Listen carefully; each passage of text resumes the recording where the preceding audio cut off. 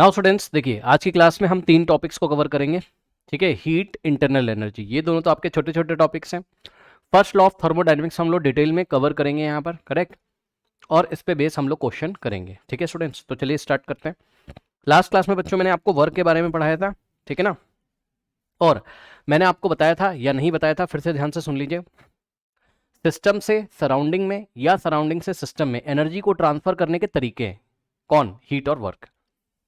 तो हीट और वर्क की हेल्प से, ठीक है ना, एनर्जी को सिस्टम से सराउंडिंग में या सराउंडिंग से सिस्टम में कन्वर्ट किया जा सकता, ट्रांसफर किया जा सकता है। ठीक है ना। Okay, so what is heat? लिखिए बच्चों, the energy that flows, the energy that flows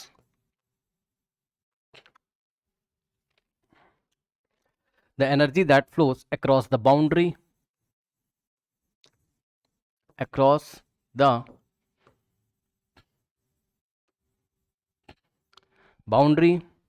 of a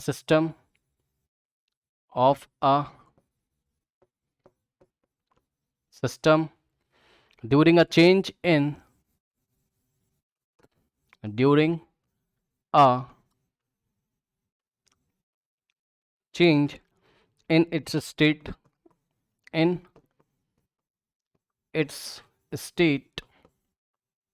by virtue of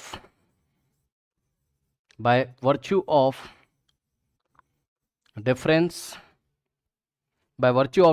in temperature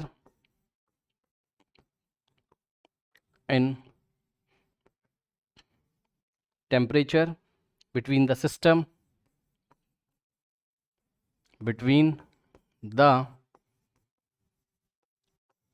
system and the surroundings, between the systems and the surroundings, and flows from a point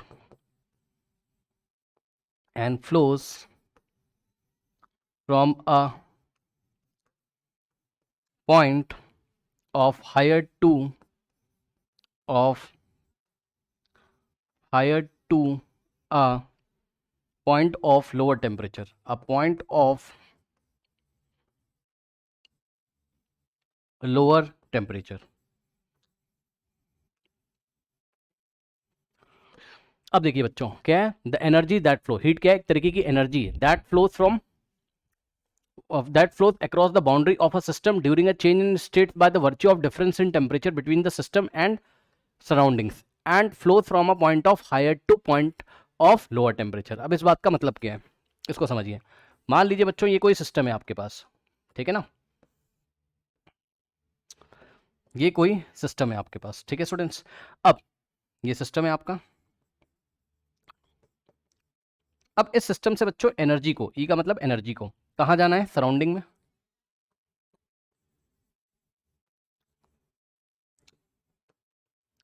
तो पता है, energy को surrounding में जाने के दो तरीके हैं। या तो कोई वर्क किया जाएगा सिस्टम के द्वारा सराउंडिंग पर, या तो सराउंडिंग के द्वारा सिस्टम पर। मैंने आपको लास्ट क्लास में बताया हुआ है। तो लास्ट क्लास में जो बताया मैं वो येलो कलर से लिख रहा हूँ, और आज की क्लास में जो पढ़ना है वो मैं व्हाइट कलर से लिखूंगा। तो लास्ट क्लास में आपको क्या बताया कि एनर्जी को अगर इस सराउंडिंग में ट्रांसफर होना है यहाँ इस बाउंड्री के थ्रू, तो क्या होगा? एनर्जी डायरेक्ट ऐसे नहीं जाएगी। क्या होगा? एनर्जी पहले वर्क में कन्वर्ट होगी और वर्क जाके वापस यहाँ पर सराउंडिंग्स में एनर्जी में कन्वर्ट हो जाएगा। इसी तरीके से बच्चों, चाहे आप इस डायरेक्शन में बात कर लीजिए चाहे आप इस डायरेक्शन में, मतलब अगर सराउंडिंग से एनर्जी सिस्टम में आनी है तो क्या होगा? एनर्जी पहले वर्क में कन्वर्ट होगा और वर्क फिर एनर्जी में। कहने का मतलब है सराउंडिंग इस सिस्टम के ऊपर एक वर्क करेगी तो इस सिस्टम में एनर्जी स्टोर हो जाएगी, ठीक, या एनर्जी सराउंडिंग से सिस्टम में ट्रांसफर हो जाएगी। और यदि सिस्टम सराउंडिंग को एनर्जी ट्रांसफर करना चाहता है तो सिस्टम सराउंडिंग के ऊपर वर्क करेगा। मतलब वर्क एनर्जी को ट्रांसफर करने का तरीका है, ठीक, ओके। इसी तरीके से बच्चों व्हाइट कलर से आज की क्लास में जो हमें पढ़ना है वो देखिए, एनर्जी को सराउंडिंग में ट्रांसफर करने का दूसरा तरीका क्या है? एनर्जी पहले हीट में कन्वर्ट होगी और ये हीट वापस जाके एनर्जी में कन्वर्ट हो जाएगी। और इसी तरीके से बच्चों इधर एरो लगा दिया, मतलब अगर सराउंडिंग से सिस्टम में एनर्जी आनी है तो एनर्जी पहले हीट में कन्वर्ट होगी और हीट वापस एनर्जी में कन्वर्ट होगी। इस तरीके से इस सिस्टम को एनर्जी मिल जाएगी। ठीक, ओके। अब आप खुद सोचो, इस चीज को आप सोच भी सकते हो भाई। मान लो अगर आपको इसको एनर्जी देनी तो आप क्या करते हो बताओ? बाहर से गर्म करते हो ना सिलेंडर को, तो गर्म कर रहे हो तो क्या कर रहे हो आप? उसकी बाउंड्री के थ्रू हीट फ्लो कर रही है और वही हीट अंदर जाती है सिस्टम में, तो सिस्टम में जो पार्टिकल्स हैं उनकी एनर्जी बढ़ जाती है। और अंदर से एनर्जी यानी कि सिस्टम से जो गैस के पार्टिकल्स हैं वहां से एनर्जी अगर सराउंडिंग में आनी है तो क्या होगा? सिस्टम के पार्टिकल्स एनर्जी हीट के फॉर्म में ही तो रिलीज करेंगे, तो वो हीट बाउंड्री के थ्रू बाहर आ जाती है। यानी कि समझिए जरा, एक बात फिर से बताना चाहता हूं, ये आपका वर्क और जो हीट है ये एनर्जी को ट्रांसफर करने के तरीके हैं, चाहे सिस्टम से सराउंडिंग में और चाहे सराउंडिंग से सिस्टम में। तो इसीलिए बच्चों ये वर्क और हीट आपको कब दिखाई पड़ेंगे? At the boundary. सिस्टम और सराउंडिंग की बाउंड्री पे ही आपको चेंज इन हीट, या हम बोले हीट, या चेंज इन वर्क, या हम बोले वर्क दिखाई पड़ेगा। वर्क की एब्सोल्यूट वैल्यू कभी आपको यहां सिस्टम में नहीं मिलेगी, वर्क की कभी एब्सोल्यूट वैल्यू आपको सराउंडिंग में नहीं मिलेगी। या चेंज इन वर्क, जब मैं वर्क बोल रहा हूं हीट बोल रहा हूं, दोनों के लिए मैं ये बात कर रहा हूं आपसे, क्या हीट बोलिए या चेंज इन हीट बोलिए, वर्क बोलिए या चेंज इन वर्क बोलिए, बात सेम होती है। केमिस्ट्री में ये बात सेम होती है। क्या क्यू लिखो या डी क्यू लिखो, ठीक, वर्क लिखो या डी डब्ल्यू लिखो, ये बात क्या है? सेम है केमिस्ट्री में। कल भी आपको बताया था। क्योंकि पता है ये जब आप हीट की बात कर रहे हो ना, तो ये चेंज इन हीट की बात करो, एब्सोल्यूट हीट तो होएगी नहीं यार। मतलब अगर आप यहां पर हीट को देखने की कोशिश कर रहे हो, कुछ नहीं, यहां पे तो एनर्जी होगी और यही एनर्जी हीट में कन्वर्ट होगी और हीट वापस एनर्जी में कन्वर्ट होगी। तो इस तरीके से एनर्जी का ट्रांसफर होगा। मतलब आपको हीट का चेंज यहां बाउंड्री पे देखने को मिलेगा, यहां चेंज इन हीट हो रहा होगा, यहां चेंज इन वर्क हो रहा होगा बाउंड्री पे। इसलिए वर्क और हीट ये आपके क्या है? बाउंड्री प्रॉपर्टीज है। कल भी बताया था क्या? Q and W, heat and work are boundary properties, are boundary properties. ठीक है students, are boundary properties. Okay, ये चीज हो गई। बहरहाल अब हम वापस लौट के आते हैं हीट में। तो हीट क्या है बच्चों? ये एनर्जी एक तरीके की दैट फ्लोज फ्रॉम, क्यों एनर्जी, वो मैंने आपको दिखाया। एनर्जी को ट्रांसफर करने का तरीका भाई हीट के फॉर्म में तो एनर्जी ट्रांसफर होगी, सिस्टम से सराउंडिंग में, सराउंडिंग से सिस्टम में, ठीक है ना। तो हीट क्या है? एक तरीके की energy that flows across the boundary of a system during a change in states of by virtue of, ठीक है। अब ध्यान सुनो, ये क्या बात है? During a change in states of virtue of difference in the temperature between the system and the surroundings and flows from a higher point of flows from higher point of कुछ गलत लिख दिया है, flows from a point of higher temperature to, higher के बाद यहाँ temperature होना चाहिए था, higher temperature to a point of lower temperature, higher temperature to a point of lower temperature। मतलब ये हीट कहां से कहां फ्लो करती है? हमेशा हायर टेम्परेचर से लोअर टेम्परेचर की तरफ फ्लो करती है। फिर से सुनिए ध्यान से, हीट कहां से कहां फ्लो करती है? हायर टेम्परेचर से लोअर टेम्परेचर की तरफ फ्लो करती है। अब यहां पर दो केसेस बनेंगे हीट के आपके, आइए दिखाते हैं बच्चों। और इन केसेस को आप हल्के में मत लीजिएगा बच्चों, सुनिए ध्यान से, ये आपको न्यूमेरिकल में काम आएंगे, करेक्ट। और सुनिए, डेली रिवाइज करके अपनी कॉपी तब आप क्लास में आओगे थर्मोडायनेमिक्स की। इसमें बहुत सारे टर्म्स हैं, बहुत सारी कंडीशन है जो डेली आपको याद करके आना है। लास्ट क्लास नहीं आती होगी तो नेक्स्ट क्लास नहीं समझ में आएगी, ठीक है। इस बात का आप ध्यान रखिएगा, डेली कॉपी में लिखिए और कॉपी में एक एक बात जो मैं बता रहा हूं उसको आप रिवाइज करके आओगे, ठीक है स्टूडेंट्स। ओके, तो सबसे पहले तो हम एक बात कर ही लेते हैं यहां पर, जो आपको भी पता है, क्या कि हीट फ्लोस, हीट हमेशा कहां से कहां फ्लो करेगी? Heat flows from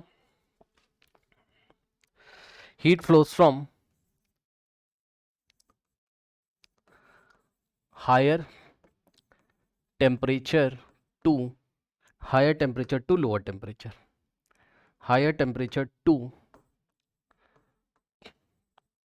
lower temperature. अब ध्यान से सुनिए, केस वन,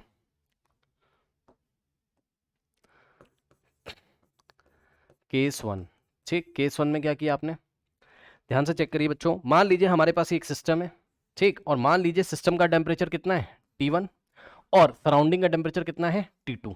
अब सुनिए ध्यान से, सिस्टम, ये आपका सिस्टम है, सिस्टम का टेम्परेचर कितना है T1 और सराउंडिंग का टेम्परेचर कितना है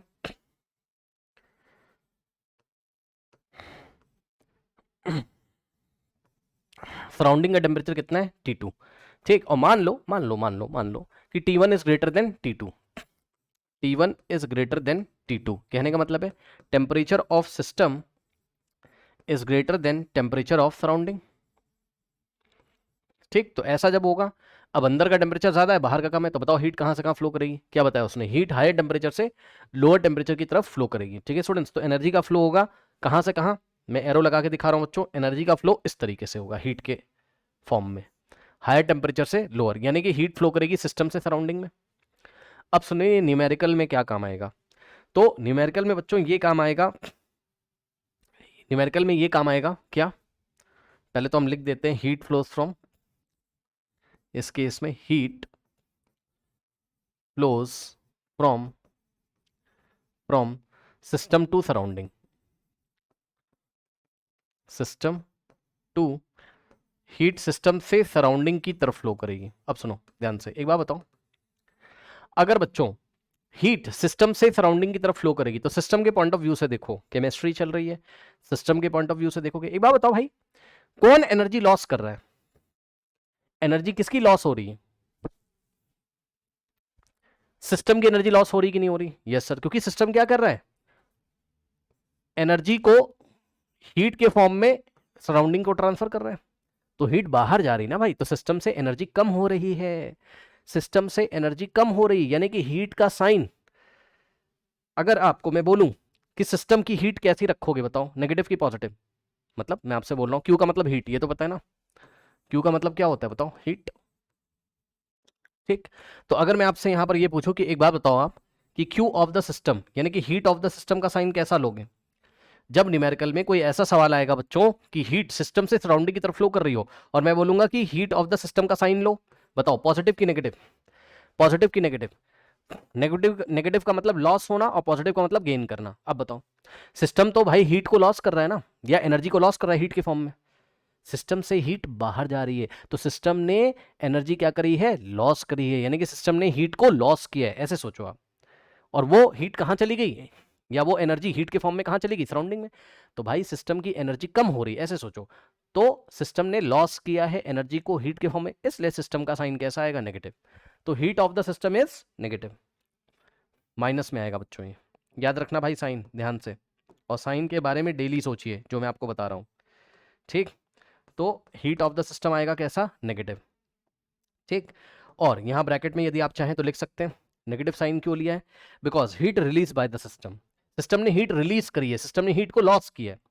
ठीक है, heat is released, heat is released by the system, bye the system, जैसे कि आपके पास भाई एक बार बताओ, अगर आपके पास 100 रुपए हैं और मैं ले लूं तो आपके पास -100 हो जाएगा, तो वही चीज है, सिस्टम की हीट ले ली गई है, बाहर चली गई है, तो सिस्टम की हीट नेगेटिव ही तो होगी।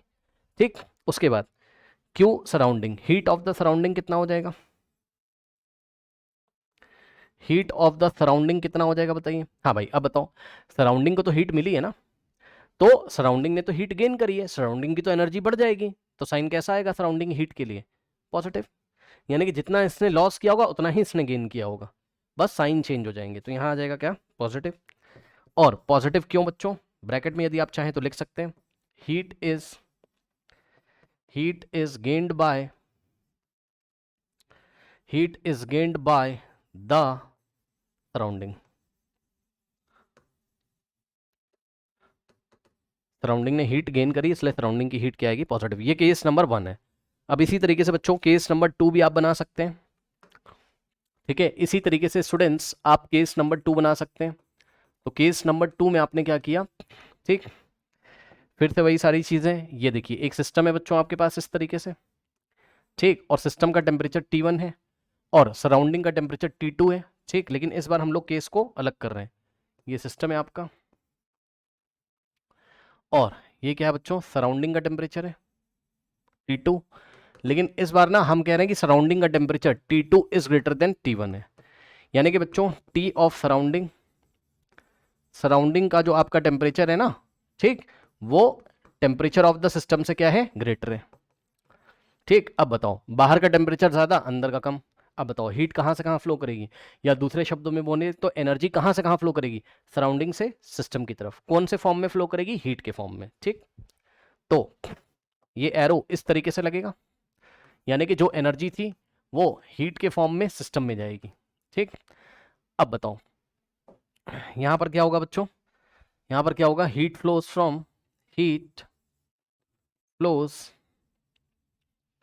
फ्रॉम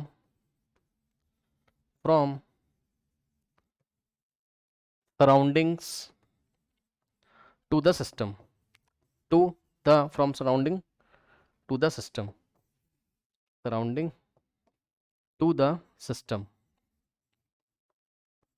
ठीक, ये हो गया। अब ध्यान दें स्टूडेंट्स, यहां पर देखिए, अब यदि आप साइन लेना चाहें, इस बार मैंने आपसे पूछा ये बताओ Q of the system, system की हीट का साइन कैसा होगा, तो भाई सिस्टम को तो हीट मिल रही है ना, तो पॉजिटिव हो जाएगा, यानी कि heat gained by the system, heat is gain by the system. ठीक, और इसके बाद क्यू ऑफ सराउंडिंग्स अगर हम ध्यान दें जरा, तो सराउंडिंग की तो हीट एक तरीके से लॉस हो रही है, क्योंकि यहां से हीट यहां जा रही, तो सराउंडिंग का साइन कैसा आएगा, हीट का नेगेटिव। ये सवाल में आपको काम आएगा, because heat is release by the surrounding, surrounding ने हीट रिलीज कर दी है और किसको दे दी है, सिस्टम को, because heat is released by the surroundings या बाय द सराउंडिंग। ठीक, ये हो गया। तो बच्चों ये हीट का आपका खेल खत्म हो गया, हीट टॉपिक आपका खत्म हो गया। एक छोटा सा क्वेश्चन मैं आपको कराना चाहता हूँ। ठीक, एक छोटा सा मैं आपको क्वेश्चन कराना चाहता हूँ। तो क्वेश्चन देखिए स्टूडेंट्स, क्या क्वेश्चन आपसे करता है, कह रहा which of the following statement is false, ध्यान रहे जो फॉल्स है उस पर टिक लगाना है, which of the following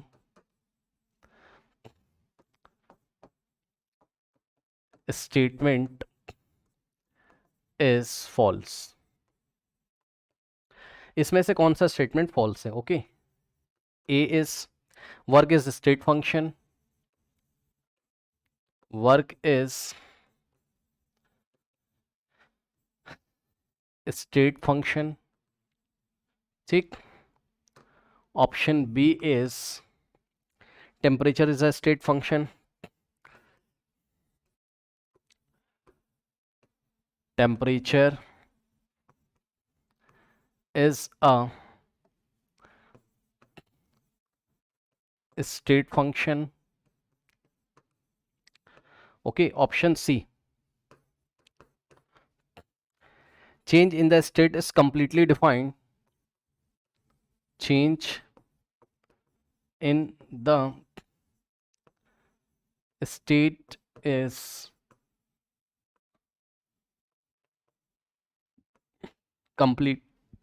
completely defined when the initial and final states, when the initial and final states are specified,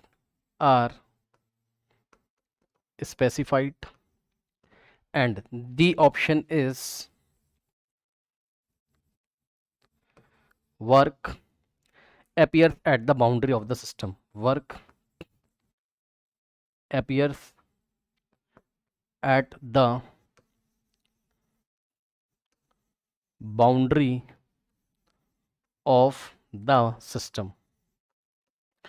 अब सुन लो भाई ध्यान से, ये चार स्टेटमेंट आपको दिए मैं, इनमें से जो फॉल्स है, जो गलत है, वो सिलेक्ट करना है। तो देखिए बच्चों, देखते हैं, work is of state function, ये तो फॉल्स हो गया।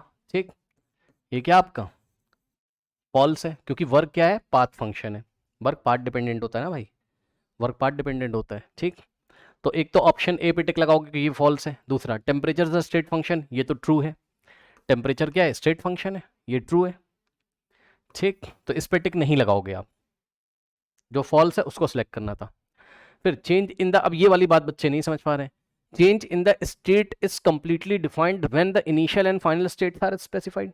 वो ये कहना चाहता है कि जब किसी सिस्टम के स्टेट में चेंज हो रहा हूं, ये मैं आपको पार्ट सी समझा रहा हूं स्टेटमेंट, ठीक है। मान लो स्टेट ए से स्टेट बी पे जाना है, ठीक।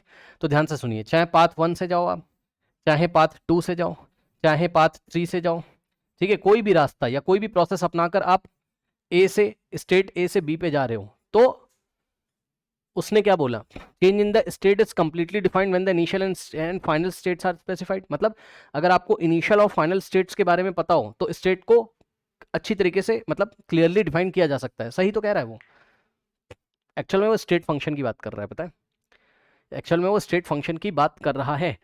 जैसे कि स्टेट फंक्शंस आपके, मान लीजिए मैं ले लेता हूँ क्या, टेम्परेचर यहाँ T1 है और यहाँ T2 है। T1 मान लो क्या है 400 केल्विन, ठीक, और T2 क्या है 600 केल्विन। अब आपको आपने टेम्परेचर 400 से 600 किया, ठीक, तो ये रास्ते पे डिपेंड नहीं करता, ये पाथ पे डिपेंड नहीं करता, ये स्टेट फंक्शन है, पाथ पे डिपेंड नहीं करता। अगर आपको इनिशियल स्टेट और फाइनल स्टेट पता है, बस वो इनिशियल और फाइनल स्टेट देखेगा। भाई 400 से टेम्परेचर 600 किया, तरीका कुछ भी हो सकता है यार, कैंडल से गर्म करके कर दो, बंसन बर्नर से गर्म करके दे दो, ठीक, या आप उसको ले जाके कंटेनर को धूप में कहीं पर रख दो, उस पर सनलाइट पड़ रही है, वहां से जो हीट एनर्जी मिल रही है उससे उसका टेम्परेचर बढ़ जा रहा है। टेम्परेचर किसी भी तरीके से बढ़े उससे मतलब नहीं है, बस टेम्परेचर इनिशियल कितना था और फाइनल कितना था ये देखा जाएगा स्टेट फंक्शंस में, ठीक। तो वही वो कह रहा है कि सिस्टम का change in state completely defined तब होगा जब आपको इनिशियल और फाइनल स्टेट्स पता हो। हाँ, इनिशियल स्टेट पता है, फाइनल स्टेट पता है, तो कितना चेंज इन स्टेट आया पता चल जाएगा। 600 माइनस 400 200 केल्विन का चेंज आया इस स्टेट फंक्शन, टेम्परेचर नाम के स्टेट फंक्शन में। पाथ पे डिपेंडेंट नहीं कर रहा, ये भी ट्रू है ये भी ट्रू है। ये थोड़ा सा कॉम्प्लिकेटेड स्टेटमेंट था, मैंने आपको समझाने की कोशिश करी। उसके बाद work appears at the boundary of the function, work appears at the boundary of the function, ये तो मैंने कई बार बताया भाई, वर्क कभी भी एब्सोल्यूट सिस्टम में स्टोर नहीं रहता है। ये देखिए आज भी हमारी बात हुई, यहां पर देखिए, ठीक, वर्क कभी आपके यहाँ सिस्टम में या सराउंडिंग में नहीं मिलेगा, वर्क हमेशा बाउंड्री पे देखने को आपको मिलता है, क्योंकि एनर्जी को जब ट्रांसफर किया जाता है तो वर्क के फॉर्म में ट्रांसफर किया जाता है, ठीक है। इसी तरीके से हीट आपको कभी भी सिस्टम में या सराउंडिंग में देखने को नहीं मिलेगी, ठीक, हीट हमेशा यहां पर बाउंड्री पे आपको देखने को मिलेगी। इसलिए work and heat are boundary properties, क्योंकि एनर्जी को हीट के फॉर्म में ही क्या किया जाता है, ट्रांसफर किया जाता है। सही है, तो आई थिंक आपको मेरी बात समझ में आ रही होगी। तो ये स्टेटमेंट भी एक तरीके से बच्चों ट्रू लिखा हुआ है कि वर्क कहाँ अपीयर होगा, वर्क आपको समझ में कहां पर आएगा, या वर्क की वैल्यू आपको कहां मिलेगी, वो भी चेंज इन वर्क होता है एक तरीके का, बाउंड्री पे, बाउंड्री पे जब एनर्जी का ट्रांसफर हो रहा होता है सराउंडिंग से सिस्टम में या सिस्टम से सराउंडिंग में, तो work appears at the boundary of the system, तो ये भी ट्रू स्टेटमेंट है। तो जो फॉल्स था वो आपको सिलेक्ट करना था, और फॉल्स कौन सा आपका, ऑप्शन ए, फॉल्स कौन था आपका, ऑप्शन ए। अब आइए बच्चों हम लोग बढ़ते हैं कहां पर, नेक्स्ट टॉपिक पे, that is what, internal energy, that is what, internal energy. अब देखिए स्टूडेंट्स, इंटरनल एनर्जी, ठीक, नाउ अब देखिए बच्चों, नाम से ही पता चल रहा है, इसमें कौन सी बड़ी बात है, क्या आपको नाम से नहीं पता चल रहा है, इंटरनल एनर्जी, यांत्रिक, यानी कि किसी सिस्टम के अंदर कितनी एनर्जी है। अब किसी सिस्टम के अंदर कितनी एनर्जी है, तो भैया बहुत तरीके की एनर्जी होती है। जो मॉलिक्यूल्स हैं उनकी पोटेंशियल एनर्जी, जो मॉलिक्यूल्स हैं उनकी किनेटिक एनर्जी, जो मॉलिक्यूल्स हैं वो वाइब्रेट कर रहे हैं उनकी वाइब्रेशनल एनर्जी, जो मॉलिक्यूल्स हैं क्या पता बच्चों उस पर कुछ चार्जेस हों तो चार्जेस के कारण इलेक्ट्रिकल एनर्जी होगी, ठीक है स्टूडेंट्स। क्या पता मॉलिक्यूल रोटेशनल मोशन कर रहे हो, जो रोटेट कर रहे हो, जो कि अभी आप फिजिक्स में पढ़ोगे रोटेशनल मोशन में, तो रोटेशन करने के कारण क्या पता एनर्जी हो। और भी बहुत तरीके की एनर्जीज होती होंगी, और एनर्जी एक scalar quantity, I repeat, energy एक स्केलर क्वांटिटी। तो भैया एक बात बताओ, किसी सिस्टम की इंटरनल एनर्जी कितनी होगी, सभी एनर्जीज को जोड़ दो, खत्म, बस सिंपल, ठीक। So internal energy is the sum of all kind of energy, internal energy is defined as the sum of all kind of energy, all kind of energy। किसी सिस्टम में बच्चों जितने प्रकार की भी एनर्जी हो सबको उठा के ऐड कर दीजिए, वही आपकी इंटरनल एनर्जी होगी। यानी कि बच्चों आई ई का मतलब समझ जाओगे, internal energy is equals to energy, कौन सी, किनेटिक एनर्जी, पोटेंशियल एनर्जी, सबका सम कर दो, ठीक, जो जो एनर्जी आपको समझ में आती है सबका सम कर दो। Potential energy of the particles plus kinetic energy of the system, system में पार्टिकल्स होंगे उनकी एनर्जी तो सम करोगे, प्लस आपके पास बच्चों वाइब्रेशनल हो सकती है, ठीक, यानी कि प्लस ई वाइब्रेशनल मॉलिक्यूल्स, क्या पता गैस के मॉलिक्यूल्स वाइब्रेट कर रहे हो तो वाइब्रेशनल एनर्जी भी होगी उसके पास, ठीक है। उसके बाद ई रोटेशनल, क्या पता कुछ मॉलिक्यूल्स रोटेशनल मोशन कर रहे हो तो रोटेशनल मोशन करने के कारण भी एनर्जी होती है उसको रोटेशन। अब रोटेशनल मोशन क्या होता है फिजिक्स में पढ़ोगे, टेंशन मत लो आप, क्या पता सिस्टम के पास कुछ चार्जेस होते हो, मतलब सिस्टम में पार्टिकल्स के पास कुछ चार्जेस होते हो उसके कारण इलेक्ट्रिकल एनर्जी होगी, ठीक, और भी बहुत तरीके की एनर्जी होंगी। So plus dot dot dot, ठीक, ये चीज़ है। नाउ स्टूडेंट्स अब ध्यान दें जरा, इसका रिप्रेजेंटेशन कैसे किया जाता है, इट इज रिप्रेजेंटेड बाय, या internal energy is represented by, ध्यान दें स्टूडेंट्स, इसको हम केमिस्ट्री में कैसे रिप्रेजेंट करते हैं, इट इज रिप्रेजेंटेड बाय, ध्यान दें बच्चों, या तो आप इसको यू से रिप्रेजेंट करेंगे, सुन लो भाई ध्यान से, या तो आप इसको कैपिटल यू से रिप्रेजेंट करेंगे या आप इसको कैपिटल ई से रिप्रेजेंट करेंगे, ठीक, जनरली आप यू से इसको रिप्रेजेंट किया करेंगे, ठीक है ना। इंटरनल एनर्जी को बच्चों कैसे रिप्रेजेंट करते हैं बताइए, यू से, जब भी यू लिखा हो समझ जाइएगा इंटरनल एनर्जी की बात कर रहा है, ठीक। इसके बाद नाउ ये एक्सटेंसिव प्रॉपर्टी है, क्या है बच्चों, ये क्या है, एक्सटेंसिव प्रॉपर्टी है, okay. Internal energy is extensive property, कल हमने बात करा था इसके बारे में,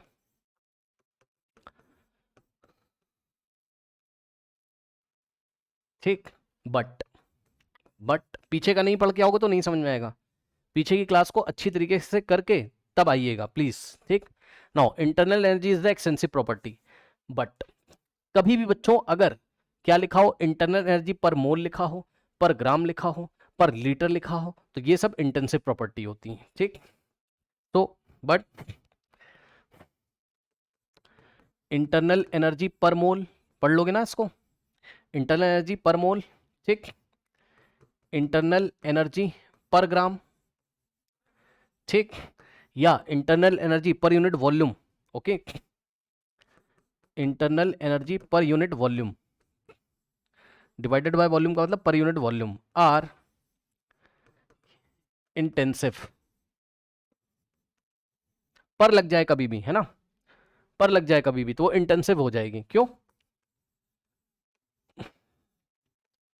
क्यों, क्योंकि ये दो एक्सटेंसिव प्रॉपर्टीज का रेशियो है, चेक कर लो, इंटरनल एनर्जी क्या है, एक्सटेंसिव, ठीक, और मोल क्या है, एक्सटेंसिव, तो बताओ एक्सटेंसिव अपॉन एक्सटेंसिव क्या हो जाएगा, इंटेंसिव, तो इंटरनल एनर्जी पर मोल इंटेंसिव हो गया, आई का मतलब इंटरनल एनर्जी क्या है, एक्सटेंसिव, और ग्राम मास होता है, मास क्या है, एक्सटेंसिव, तो एक्सटेंसिव अपॉन एक्सटेंसिव इंटेंसिव हो जाएगा। इसी तरीके से इंटरनल एनर्जी यहाँ एक्सटेंसिव और वॉल्यूम क्या था आपका, एक्सटेंसिव, तो एक्सटेंसिव अपॉन एक्सटेंसिव क्या होता है, इंटेंसिव, तो ये दो एक्सटेंसिव क्वांटिटीज का रेशियो होता है, इसलिए ये इंटेंसिव होता है, क्या, एनर्जी, इंटरनल एनर्जी पर मोल, इंटरनल एनर्जी पर ग्राम, इंटरनल एनर्जी पर वॉल्यूम। यदि आपको ऐसा नहीं समझ में आ रहा पूरा लिखो अपनी कॉपी में, इंटरनल एनर्जी पर मोल, इंटरनल एनर्जी पर ग्राम, इंटरनल एनर्जी पर वॉल्यूम या पर लीटर जो भी आ जाए, ठीक।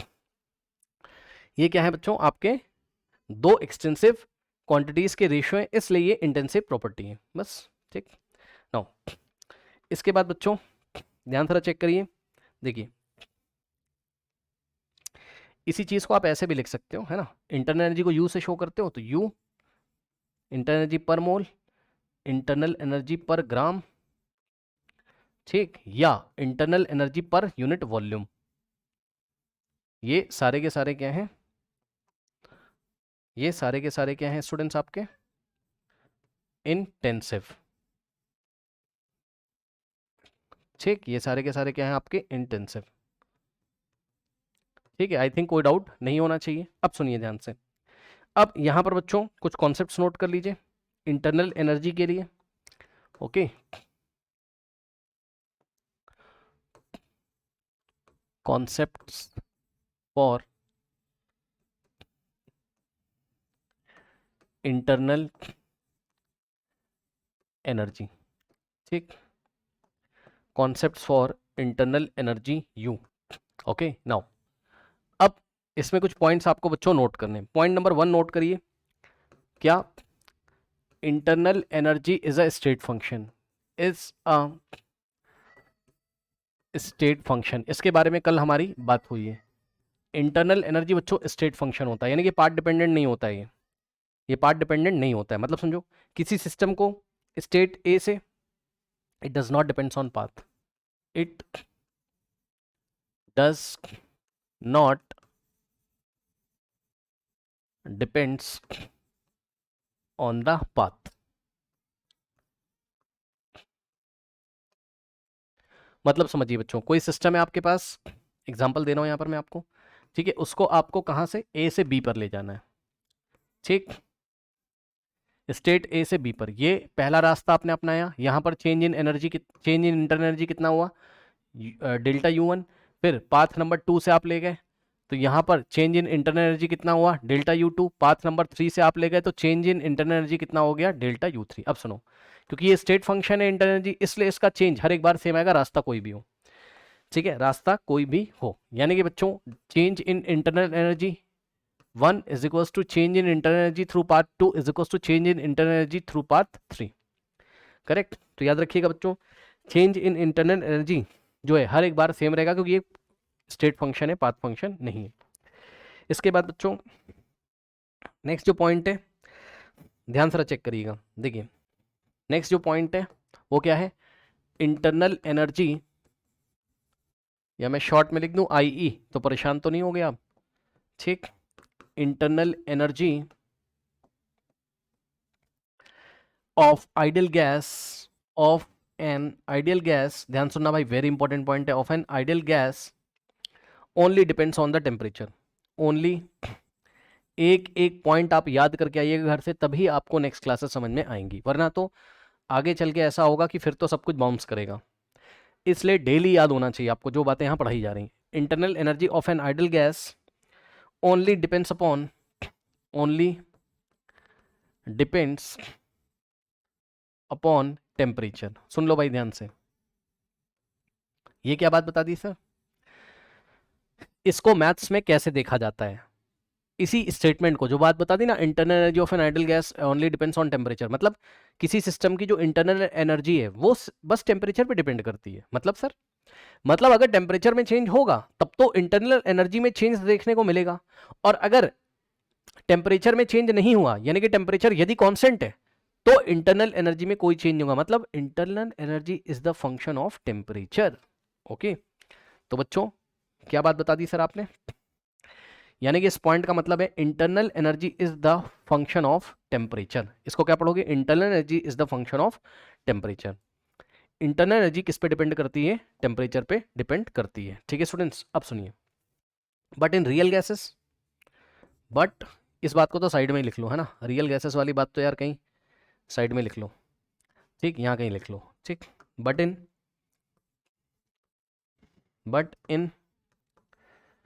रियल गैस, या रियल गैसेस में क्या होता है, internal energy is the function of temperature के अलावा ये प्रेशर और वॉल्यूम का भी फंक्शन होगी, यानी कि प्रेशर, वॉल्यूम और टेम्परेचर सबका फंक्शन होगी। रियल गैसेस के लिए internal energy is the function of pressure, volume and temperature, and ideal gases के लिए internal energy is only the function of temperature, यानी कि केवल वो टेम्परेचर पे डिपेंड करेगी। ठीक है ना, ओके। यदि टेम्परेचर कांस्टेंट है तो टेम्परेचर में चेंज हुआ ही नहीं, और यदि टेम्परेचर में चेंज नहीं हुआ तो इंटरनल एनर्जी में भी कोई चेंज नहीं हुआ। फंक्शन का मतलब समझते हो ना, यू अगर फंक्शन है टेम्परेचर का, तो इसका मतलब है टेम्परेचर चेंज होने पर ही यू चेंज होगा। बात समझ में आई कि नहीं, ठीक। तो ये बात है। अब देखो बच्चों, इसी चीज को मैथ्स में कैसे लिखते हैं, तो सुनिए ध्यान से, देखिए इसी चीज को मैथ्स में कैसे लिखते हैं, देखिए point number 1, du by dp, और यहां छोटा सा t लिखा रहेगा। अब सुनना मेरी बात को ध्यान से, इस बात का क्या मतलब होता है, du बाय dp और यहां पर छोटा सा t लिखा है, इसको पढ़ना आता है आपको, dy बाय dx पढ़ना आता था आपको, बेसिक मैथमेटिक्स की क्लास में dy बाय dx पढ़ना आता था। मतलब इसका मतलब होता था x में चेंज होने पर y में क्या चेंज होता है, x में चेंज होने पर y में क्या चेंज होता है, ठीक, x में चेंज होने पर y में क्या चेंज होता है। तो इसका क्या मतलब बताओ, du बाय dp का मतलब प्रेशर में चेंज होने पर इंटरनल एनर्जी में क्या चेंज होता है। सुन लो ध्यान से, प्रेशर में चेंज होने पर इंटरनल एनर्जी में क्या चेंज होता है, और टी यहां लिखा है मतलब एट कांस्टेंट टेम्परेचर। बताओ आंसर कितना आएगा। प्रेशर में चेंज होने पर इंटरनल एनर्जी में कितना चेंज होता है जब टेम्परेचर कांस्टेंट हो। तो भाई अभी तो बता दिया कि इंटरनल एनर्जी केवल किस पे डिपेंड करती है, इंटरनल एनर्जी केवल किस पे डिपेंड करती है, टेम्परेचर पे। तो भाई तुम तो प्रेशर चेंज करके तब इंटरनल एनर्जी में चेंज निकाल रहे हो। यार प्रेशर से तुम्हारा क्या मतलब है, प्रेशर से तुम्हारा कोई मतलब ही नहीं है। प्रेशर चाहे जितना चेंज कर लो, इंटरनल एनर्जी तो आइडियल गैसेस के लिए पढ़ा रहे हैं और आइडियल गैसेस के लिए ही क्वेश्चन आते हैं।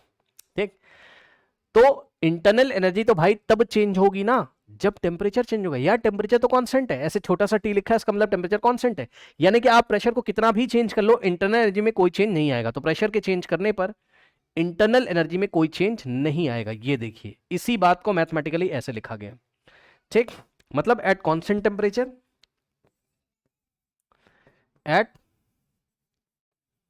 Constant temperature for ideal gas, at constant temperature for ideal gas. ठीक, at constant temperature for ideal gas, ये पॉइंट नंबर 1 है। अब देखिए इसी में और इसका मैथमेटिकल फॉर्म देखो इसी बात का, ऐसे लिख दो अगर इसको, ये वही टॉपिक कंटिन्यू चल रहा है। ठीक है, मान लीजिए बच्चों मैंने इस बार ऐसे लिख दिया क्या, du by dv at constant temperature. अब वॉल्यूम में चेंज करने पर इंटरनल एनर्जी में कितना चेंज आएगा जब टेम्परेचर कांस्टेंट है, तो आंसर है 0, क्योंकि टेम्परेचर फिर से कांस्टेंट है। तो टेम्परेचर नहीं चेंज होगा तो वॉल्यूम यार तुम कितना भी चेंज कर लो, ठीक, इंटरनल एनर्जी में कोई चेंज नहीं आएगा आइडियल गैसेस के लिए। ठीक, अब इसी में नेक्स्ट पॉइंट यदि मैं लिखूं, ठीक, नेक्स्ट पॉइंट मान लीजिए लिख रहे हो आप क्या, du बाय, यहां पे लिख देते हैं, ठीक, du by dt at constant pressure. अब प्रेशर कांस्टेंट है तो टेम्परेचर dt का मतलब टेम्परेचर चेंज करने पर इंटरनल एनर्जी में कितना चेंज आएगा। बताओ क्या ये 0 होगा, नहीं ये 0 नहीं होगा, क्योंकि इस बार टेम्परेचर में चेंज हो रहा है। देखो नीचे dt दिया हुआ है ना, तो टेम्परेचर चेंज करने पर इंटरनल एनर्जी में क्या चेंज आ रहा है वो पूछ रहा है। So this is not equals to 0, कुछ ना कुछ तो होगा, जो भी होगा 0 नहीं होगा। क्यों, क्योंकि टेम्परेचर में चेंज हो रहा है तो इंटरनल एनर्जी में भी चेंज होगा। ओके, ये चीज है। नाउ अब इसके बाद बच्चों नेक्स्ट पॉइंट नोट करेंगे हम लोग, absolute value of internal energy is not countable. Absolute value of internal energy is not countable, is not countable. सुन लो भाई ध्यान से, वेरी इंपॉर्टेंट पॉइंट। ठीक, इंटरनल एनर्जी की एब्सोल्यूट वैल्यू कोई नहीं निकाल सकता है। हाँ, only change in internal energy निकाला जा सकता है, only change in internal energy निकाला जा सकता है। क्या बता दिया सर? भाई एक बात बताओ, सुन लेना आप ध्यान से, फिजिक्स आप पढ़ के आए हो, चैप्टर सर कौन सा, वर्क एनर्जी पढ़ के आए हो। वहां पर मैंने आपको बताया था, जिनको नहीं पता है ध्यान सुन लो, वहां मैंने बताया था कि काइनेटिक एनर्जी जो होती है, एग्जांपल दिया था, या पोटेंशियल एनर्जी जो होती है, उसका एब्सोल्यूट वैल्यू नहीं निकाला जा सकता है।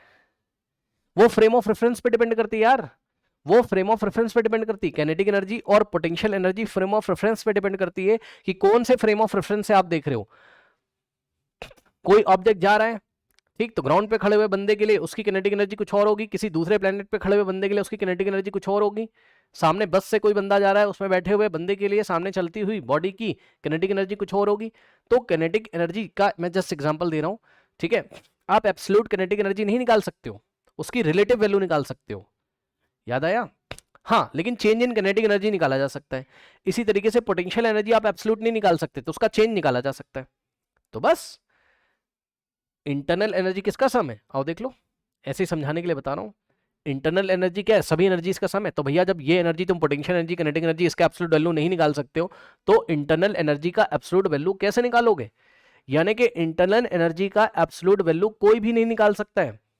हाँ, इसका चेंज निकाला जा सकता है, कितना चेंज हुआ, केवल वो काउंटेबल है। क्यों? क्योंकि internal energy frame of reference पे डिपेंड करेगी, क्योंकि इंटरनल एनर्जी पोटेंशियल एनर्जी और काइनेटिक एनर्जी पे डिपेंड करती है, और ये फ्रेम ऑफ रेफरेंस पे डिपेंड करेंगे, ये सब भी फ्रेम ऑफ रेफरेंस पे डिपेंड करेंगे, ऐसी बात नहीं है।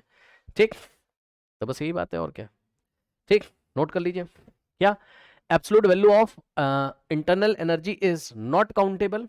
Okay, only change in internal energy, only change in internal energy, only change in internal energy is countable. ठीक, कहने का मतलब क्या है बच्चों? कहने का मतलब है कि U, अगर आप ओनली U निकालना चाहते हैं, दिस इज नॉट काउंटेबल, ये नहीं निकाल पाओगे आप। हाँ, लेकिन हाँ, डेल्टा U निकालना चाहते हो, चेंज इन इंटरनल एनर्जी निकालना चाहते हो, तो this is countable. Change defined है लेकिन ओनली U डिफाइंड नहीं है ना। रीजन क्या है?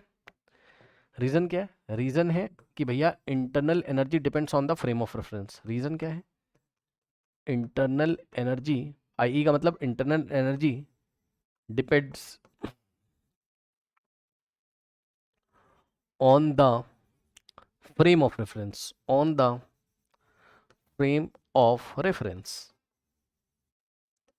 ठीक, अब जिन्होंने वर्क एनर्जी वाला चैप्टर ध्यान से पढ़ा होगा वो इस बात को समझ रहे होंगे, नहीं तो याद करो, क्या बताऊं मैं। तो ये भी बच्चों का खेल खत्म हुआ किसका? इंटरनल एनर्जी का। अब हम बात करेंगे फर्स्ट लॉ ऑफ थर्मोडायनेमिक्स की। किसकी बात करेंगे? फर्स्ट लॉ ऑफ थर्मोडायनेमिक्स, और उसके सवाल भी हम करेंगे। तो बच्चों फर्स्ट लॉ ऑफ थर्मोडायनेमिक्स में आपने पढ़ा होगा कि एनर्जी ऐसा कुछ आपने कभी छोटी क्लासेस में पढ़ा होगा कि ये law of conservation of energy पे बेस है कि एनर्जी को ना तो क्रिएट किया जा सकता है ना तो डिस्ट्रॉय किया जा सकता है, इसको एक फॉर्म से दूसरे फॉर्म में चेंज किया जा सकता है। ठीक, तो आइए देखते हैं फर्स्ट लॉ ऑफ थर्मोडायनेमिक्स क्या आपको बताता है। इसको हम फॉर्मूले की हेल्प से समझेंगे।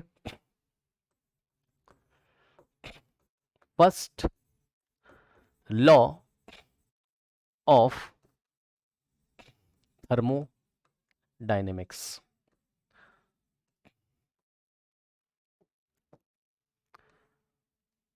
नाउ स्टूडेंट्स, इसको समझने के लिए आइए हम एक सिस्टम बना लेते हैं। ठीक, तो बच्चों मान लीजिए एक सिस्टम है इस तरीके से। ठीक, और इस सिस्टम की इंटरनल एनर्जी अभी मान लीजिए U1 है। कितनी है? इसकी इंटरनल एनर्जी मान लीजिए कितनी है? U1 है। अब बच्चे बोलेंगे एब्सोल्यूट इंटरनल एनर्जी तो नहीं निकाल सकते हैं। हाँ भाई, किसी फ्रेम ऑफ रेफरेंस को फिक्स कर लिया होगा और वहां से इसकी इंटरनल एनर्जी देखी गई होगी, U1 आ रही, मान लो, मान लो। ठीक, अब ध्यान से सुनिए बच्चों, ये आपका सिस्टम है, गैस वैस होगी अंदर। ठीक, अब सुनिए, मान लीजिए बच्चों, मान लीजिए बच्चों, आपने क्या किया? आपने बाहर से इसको Q हीट एनर्जी सप्लाई करी। कितना? Q unit heat energy supply करी और W वर्क किया। सुन लो, सराउंडिंग ने सिस्टम पर Q हीट सप्लाई करी और W वर्क किया। ठीक, तो ऐसा करने से क्या हो गया? इसकी एनर्जी, इंटरनल एनर्जी उसी फ्रेम ऑफ रेफरेंस से, मतलब एक फ्रेम ऑफ रेफरेंस आपने फिक्स कर लिया होगा ना भाई, तो वहां से आप देख रहे हो। तो पहले इसकी इंटरनल एनर्जी U1 थी और आफ्टर सप्लाइंग W वर्क कर दिया आपने। आपने का मतलब है सराउंडिंग ने W वर्क किया सिस्टम के ऊपर, Q हीट दी सिस्टम को। ठीक, तो इसकी इंटरनल एनर्जी U1 से बढ़कर कितनी हो गई? U2। यार ऑब्वियसली अगर तुम सिस्टम के ऊपर वर्क कर रहे हो और सिस्टम को हीट सप्लाई कर रहे हो तो भैया सिस्टम की एनर्जी बढ़ेगी ना यार। तो अगर मैं आपसे पूछूं कितना चेंज इन इंटरनल एनर्जी हुआ, सुन लो भाई ध्यान से, अगर मैं आपसे यहां सवाल पूछूं, एक बार बताओ कि चेंज इन इंटरनल एनर्जी कितना हुआ? चेंज इन इंटरनल एनर्जी कितना हुआ? तुम अपना दिमाग तुरंत लगाओगे, बोलोगे अच्छा पहले सर, अरे कोई फ्रेम ऑफ रेफरेंस फिक्स कर लिया होगा वहां से देख रहे हो। ठीक, तुम बोलोगे अच्छा सर पहले U1 था बाद में U2 हो गया। मैंने कहा हाँ, तो इसका मतलब यार U2 ज्यादा है और U1 कम है, तो बड़े वाले में से छोटा वाला माइनस कर दो। U2 क्यों बड़ा है? यार बाहर से सराउंडिंग वर्क कर रहा है सिस्टम पे, बाहर से हीट सप्लाई हो रही सिस्टम में, तो भैया सिस्टम की एनर्जी बढ़ेगी ना यार, उसकी इंटरनल एनर्जी बढ़ेगी। क्योंकि जब तुम सिस्टम पे वर्क कर रहे हो, वर्क करने का क्या मतलब बताओ? वर्क करने का मतलब एनर्जी ट्रांसफर करी जा रही है, सराउंडिंग सिस्टम को हीट दे रहा है। हीट देने का मतलब क्या है? एनर्जी ट्रांसफर हो रही है, क्योंकि वर्क और हीट एनर्जी ट्रांसफर करने के तरीके हैं। यानी कि यार पक्का इसकी एनर्जी बढ़ जाएगी। यानी कि कहूं अगर मैं आपसे कि U2 is greater than U1, तो आपको मानना पड़ेगा किसी फ्रेम ऑफ रेफरेंस से, from any frame of reference, from any fixed frame of reference.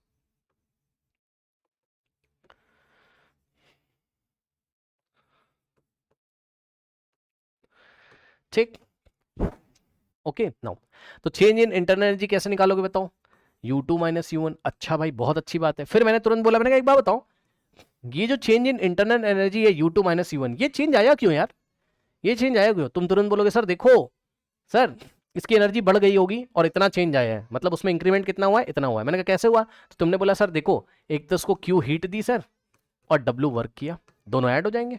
और दोनों का साइन पॉजिटिव क्यों ले रहे हो, क्योंकि सिस्टम को दिया तो सिस्टम की हीट बढ़ जाएगी ना, तो सिस्टम के लिए क्यू पॉजिटिव, और सिस्टम पे वर्क किया है तो सिस्टम को वर्क मिल रहा है, यानी कि सिस्टम को एनर्जी मिल रही है, इसलिए डब्ल्यू का भी sign work on the system है ना, वर्क पॉजिटिव यार, कॉपी उठा के देख लो, वर्क ऑन द सिस्टम तो वर्क पॉजिटिव, केमिस्ट्री में है ना। ठीक, अब इसको आप क्या लिखोगे बताओ, delta U is equals to Q plus W, सही है। और इसी चीज को बच्चों हम लोग कैसे लिखते हैं, ध्यान से चेक करिए, इसी चीज को हम लोग कैसे लिखते हैं, बहुत ध्यान से चेक करेंगे। इस डेल्टा यू को ही डी यू लिखा जाता है कैलकुलस में, ठीक है। Small change in internal energy is equals to Q plus W, ये भी बात सही है। और सुनो एक बात बता दूं, बुरा मत मानना,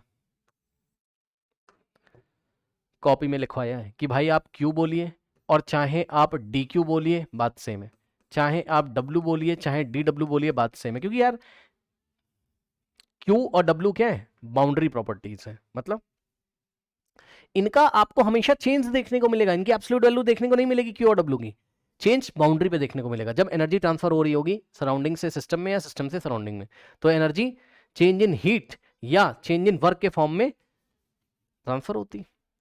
तो डी की जगह डी क्यू, मतलब ये भी जो क्यू लिखते हो ना, ये भी एक तरीके का चेंज है, चेंज इन हीट है।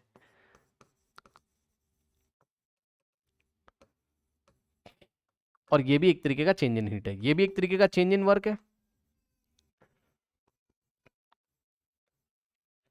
और ये भी एक तरीके का चेंज इन वर्क है। तो क्या करोगे बताओ, यहां से क्या हो जाएगा, D U is equals to Q की जगह तुम डी क्यू यूज कर सकते हो, ठीक। और ये लो, ये भी इक्वेशन सही है, ये भी इक्वेशन सही है, ठीक। तो बस ये इक्वेशन है किसकी, फर्स्ट लॉ ऑफ थर्मोडायनेमिक्स की। ये इक्वेशन क्या कह रही है बताओ, जितना चेंज इन हीट हुआ होगा, जितना चेंज इन वर्क हुआ होगा, दोनों का जो सम है, ठीक, वो किसके इक्वल होगा, चेंज इन इंटरनल एनर्जी के इक्वल होगा, ठीक। बाकी सवाल करते करते मैं आपको और एक्सप्लेन करूंगा, परेशान ना हो, ठीक। सवाल करते करते मैं आपको और एक्सप्लेन करूंगा, ओके। अब ध्यान से चेक करिए,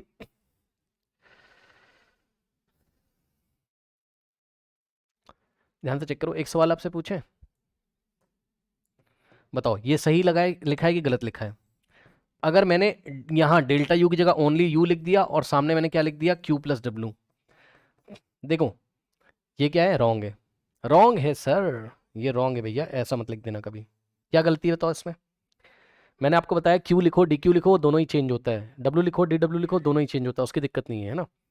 यहाँ पे दिक्कत हो गई भाई तुमने यहाँ एब्सोल्यूट वैल्यू ऑफ यू कैसे लिख दिया यार, डेल्टा यू लिखो ना, या डी यू लिखो, change in internal energy possible है, absolute value of U possible नहीं है, तो ये तो गलत है। अगला सवाल, मान लो ऐसा लिखा हुआ है u बराबर, अब यहां तुमने डी क्यू लिख दिया और प्लस यहां तुमने डी डब्ल्यू लिख दिया, ये भी गलत है, फिर से वही प्रॉब्लम, फिर से वही प्रॉब्लम। तो येलो कलर वाली दोनों इक्वेशन रॉन्ग है क्योंकि तुमने यहाँ absolute value of internal energy निकाल दिया, जो कि पॉसिबल नहीं है, ठीक है स्टूडेंट्स, ओके। अच्छा एक चीज और, ये जो इंटरनल एनर्जी है, ठीक है, ये स्टेट ऑफ द सिस्टम में स्टोर हो जाती है, अरे यार इंटरनल एनर्जी सिस्टम में स्टोर हो जाती है, Q और W स्टोर नहीं होते हैं, वो तुम्हें बाउंड्री पे देखने को मिलेंगे, उनका चेंज तुम्हें बाउंड्री पे देखने को मिलेगा। Q और W यानी कि हीट और वर्क एनर्जी को ट्रांसफर करने के तरीके हैं।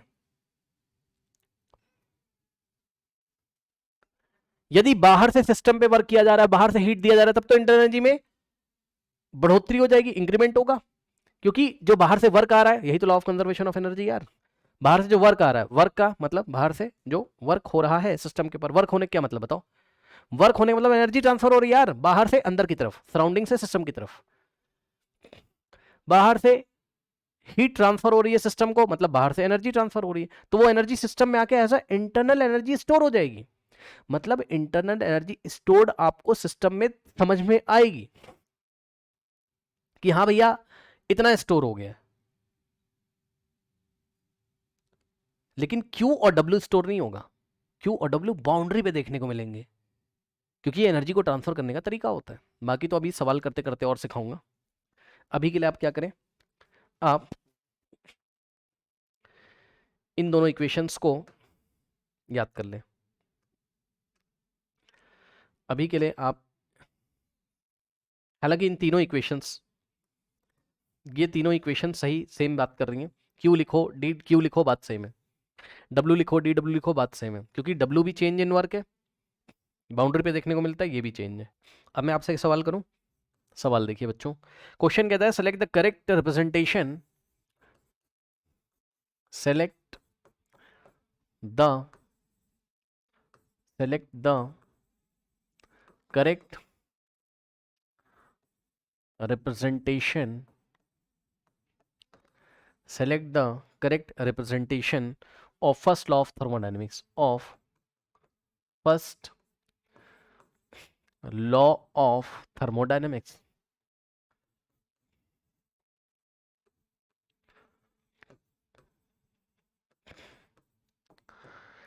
Options are, option A is the students du is equals to dq plus dw, ठीक। Option B is u is equals to q plus w, ठीक। Option C is du is equals to q plus w, and option D is option A and option C are correct, both are correct.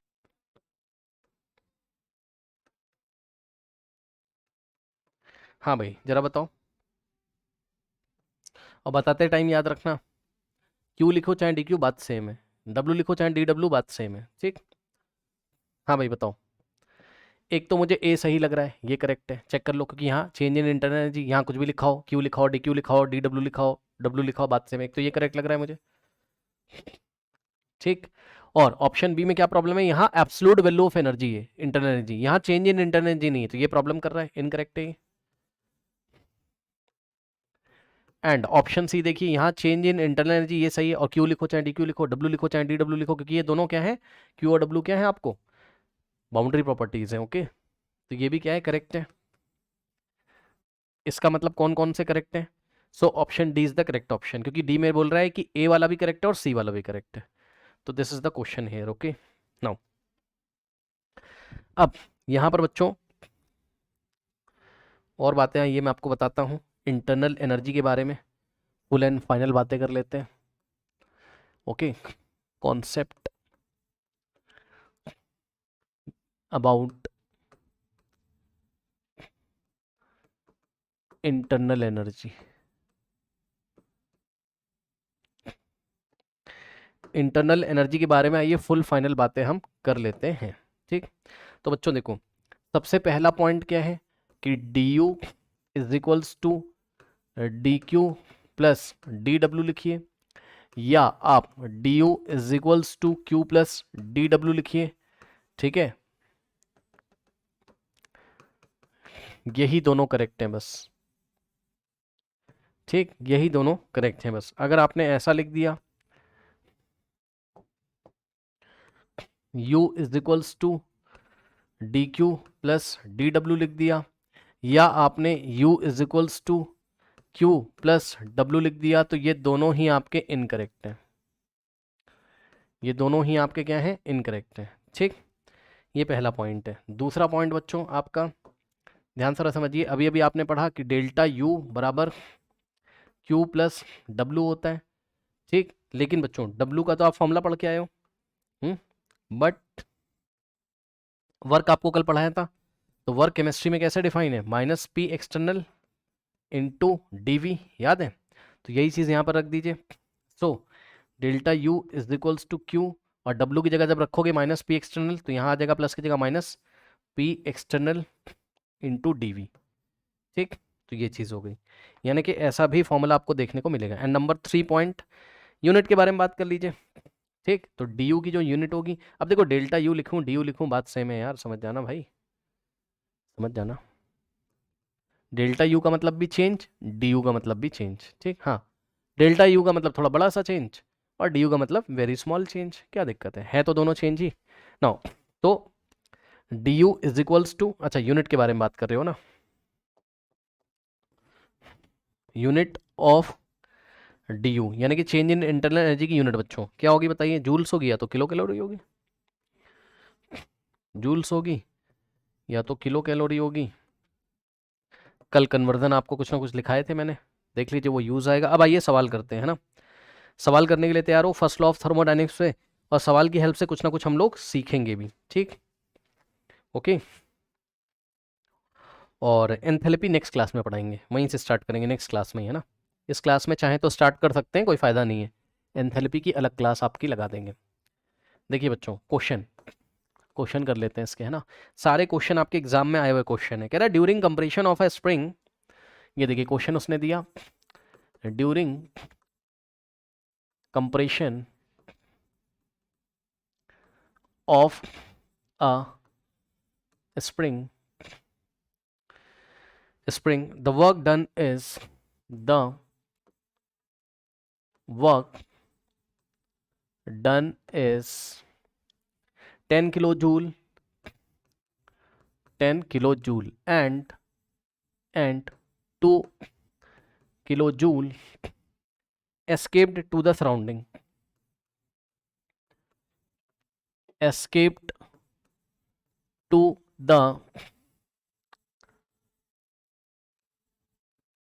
surroundings as heat escape to the surrounding as heat. Okay, now the change in internal energy, the change in internal energy यानी कि delta U in kilo joules, ये सवाल है, ठीक, in kilo joule. Option A is 8, option B is students -12, ठीक, option C is 12 and option D is -8, ठीक। Okay, now अब देखिए स्टूडेंट्स क्या चल रहा है, इसका थोड़ा डायग्राम बनाइए, इसको समझने की कोशिश करिए, ध्यान से समझिए। देखिए बच्चों, एक स्प्रिंग है ना, तो एक रिजिड सरफेस बना लेते हैं नीचे। फिजिक्स तो आपने थोड़ी बहुत पढ़ी होगी, थोड़ी बहुत क्या पढ़ी होगी, ठीक। ये देखिए, अब मान लीजिए यहाँ पर एक स्प्रिंग इस तरीके से लगी थी, ये ऐसे करके स्प्रिंग एक लगी थी, ठीक। तो ये इसका इनिशियल पॉइंट था इस तरीके से, मतलब इनिशियल पॉइंट का मतलब है इनिशियली स्प्रिंग ऐसे थी और हमने क्या किया, इसको कंप्रेस किया, ठीक। तो यदि आप इसको इस तरीके से कंप्रेस करोगे तो बताओ यहाँ सिस्टम कौन है, स्प्रिंग। तो ये स्प्रिंग क्या आपका सिस्टम है, ठीक। अब जैसे ही आप इसको कंप्रेस करोगे तो बताओ work done on the system है या work done by the system है, बताइए। Work done on the system है, work done by, on the system है यार। स्प्रिंग को कंप्रेस कर रहे हैं, पढ़ लो। During the compression of a spring, ऐसा स्प्रिंग को आपने दबाया तो ये अपने इनिशियल पॉइंट से ऐसे हो जाएगी इस तरीके से, ये देखिए, ये यहां से ऐसे कंप्रेस हो गई, दबा दोगे ना ऐसे करके, ये कंप्रेशन हो गया स्प्रिंग में, सिस्टम कंप्रेस्ड हो गया। अब एक बात बताओ, थोड़ा बहुत अंदाजा तो आपको भी यार, जब आप कंप्रेस कर रहे होगे तो कुछ हीट रेडिएट होगी सराउंडिंग्स में, वही क्वेश्चन में दिया हुआ है। आपने वर्क कितना किया, सुनो एक बात बताऊं, work done on the system है यार, work done on the system है। और कॉपी उठा के देख लो, केमिस्ट्री पढ़ लो आप, केमिस्ट्री में work done on the system का साइन कैसा होता है, पॉजिटिव होता है। कॉपी उठा के देखिए देखिए देखिए कल की क्लास में, ठीक। तो during compression of a spring the work done is 10 kilo joule, तो कंप्रेशन किया होगा तो ऑन द सिस्टम किया होगा ना, तो वर्क ऑन द सिस्टम यानी कि वर्क की जो वैल्यू है वो कैसी हो जाएगी आपकी, पॉजिटिव। कितना वर्क किया हो बताओ, प्लस का, भैया साइन का ध्यान रखिएगा, कल ही पढ़ाया था मैंने आपको, ठीक। Work done on the system, तो वर्क का साइन कैसा लोगे आप, पॉजिटिव, ठीक। And 2 kilo joule heat is escape to the surrounding, ठीक। जैसे ही कंप्रेस किया, वर्क तो आपने इतना किया, लेकिन बच्चों से क्या हुआ, सिस्टम से ये ऐसे हीट कहां चली गई, सिस्टम से हीट कहां चली गई, सराउंडिंग में। अब बताओ, तो हीट का साइन कैसा लोगे, हीट का साइन कैसा लोगे, क्योंकि क्वेश्चन क्या पूछा है, क्वेश्चन कह रहा है चेंज इन इंटरनल एनर्जी, किसकी इंटरनल एनर्जी चेंज, सिस्टम की। सिस्टम कौन है, स्प्रिंग, तो स्प्रिंग की चेंज इन इंटरनल एनर्जी यदि पूछा है तो भैया क्यू का साइन कैसा लोगे बताओ, क्यू का साइन बताओ, प्लस या माइनस, माइनस। सिस्टम से हीट निकल जा रही है सराउंडिंग में, तो heat is release by the system है यार, चेक कर लो, ये सिस्टम से हीट रिलीज हो जा रही इसलिए, ठीक है, क्यू का साइन कैसा होगा, नेगेटिव। कितनी हीट रिलीज हो जा रही, 2 किलो जूल की। ठीक, मैं लिख भी दूं यदि आप चाहें तो, heat is released by the system. Sign का ध्यान रखना है। अब सुनो एक बात बताऊं, देखो वैसे तो ये 6 क्लास का बच्चा भी कर लेगा। Law of conservation of energy सोचेगा कि वर्क कितना किया गया 10 का, और 10 में से 2 हीट के फॉर्म में रेडिएट हो गया, तो बचा कितना 8। बचा कितना, प्लस का 8। प्लस का 8 का मतलब है स्प्रिंग के पास plus 8 kilo joule energy store हो गई है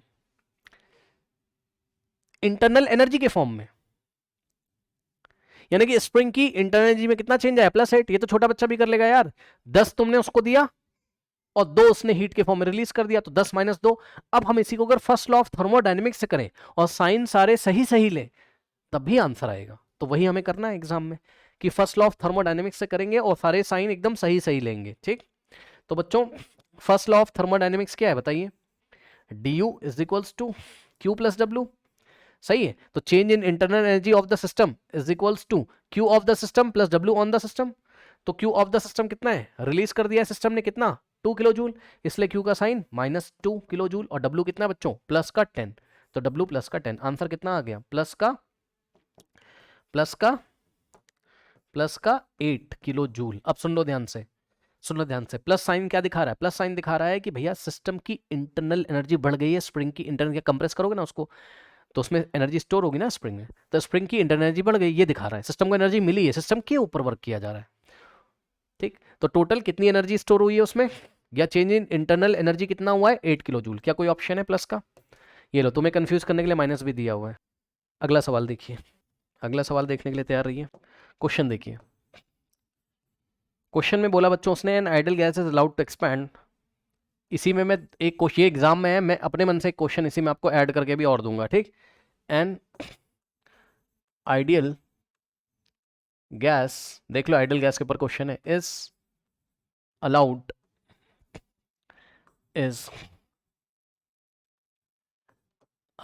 to expand from, is allowed to expand from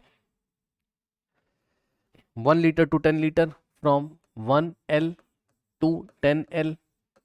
यानी कि 1 लीटर टू 10 लीटर दिख रहा है ना, दिखना तो चाहिए यार, है ना। From 1 litre to 10 litre against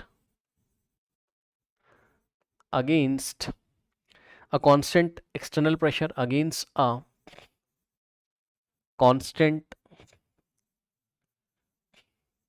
external pressure, again a constant external pressure of 1 bar,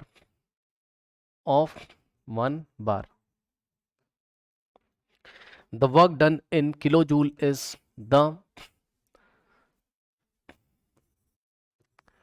work done in kilojoule is, options are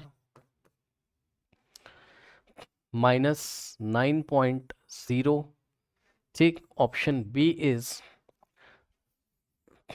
-0.9। Language को ध्यान से पढ़िएगा क्वेश्चन की। Option C is +10.0 and option D is -2.0। सुनो भाई ध्यान से, सबसे पहले तो ये बताओ कि an ideal gas is allowed to expand, तो भैया गैस एक्सपैंड कर रही है। अब बताओ गैस एक्सपैंड करी तो work done by the system है या ऑन द सिस्टम है, बताओ। ये लो, ठीक, पहले पिस्टन यहां पर था, पहले पिस्टन यहां पर था पोजीशन ए पे, तो इसका वॉल्यूम कितना था 1 लीटर, गैस का वॉल्यूम कितना था 1 लीटर। फिर अचानक से एक्सपैंड कर गई, और एक्सपैंड कर रही तो अगेंस्ट अ प्रेशर ऑफ 1 बार, ठीक, अगेंस्ट एक्सटर्नल प्रेशर ऑफ 1 बार, ठीक। यहाँ एक कांस्टेंट प्रेशर लगा हुआ है कितना 1 बार, पी एक्सटर्नल कितना दिया उसने 1 बार, सही है ना। अब ये एक्सपैंड कर गई, तो जब एक्सपेंशन होगा गैस का, ठीक, जब एक्सपेंशन होगा गैस का तो स्थिति कुछ ऐसे आ जाएगी। मान लो ये एक्सपैंड होके पिस्टन यहाँ आ गया पोजीशन बी पर, ठीक, तो अब गैस का वॉल्यूम 1 से बढ़ के ये पूरा वॉल्यूम हो गया, पूरा मान लो 10 लीटर है, तो अब गैस का फाइनल वॉल्यूम कितना हो गया, वी फाइनल कितना हो गया 10 लीटर। ठीक, और वी इनिशियल कितना था 1 लीटर, ठीक, ये गैस एक्सपेंड कर गई, और कांस्टेंट प्रेशर कितना लग रहा था, पी एक्सटर्नल कितना लग रहा था 1 बार।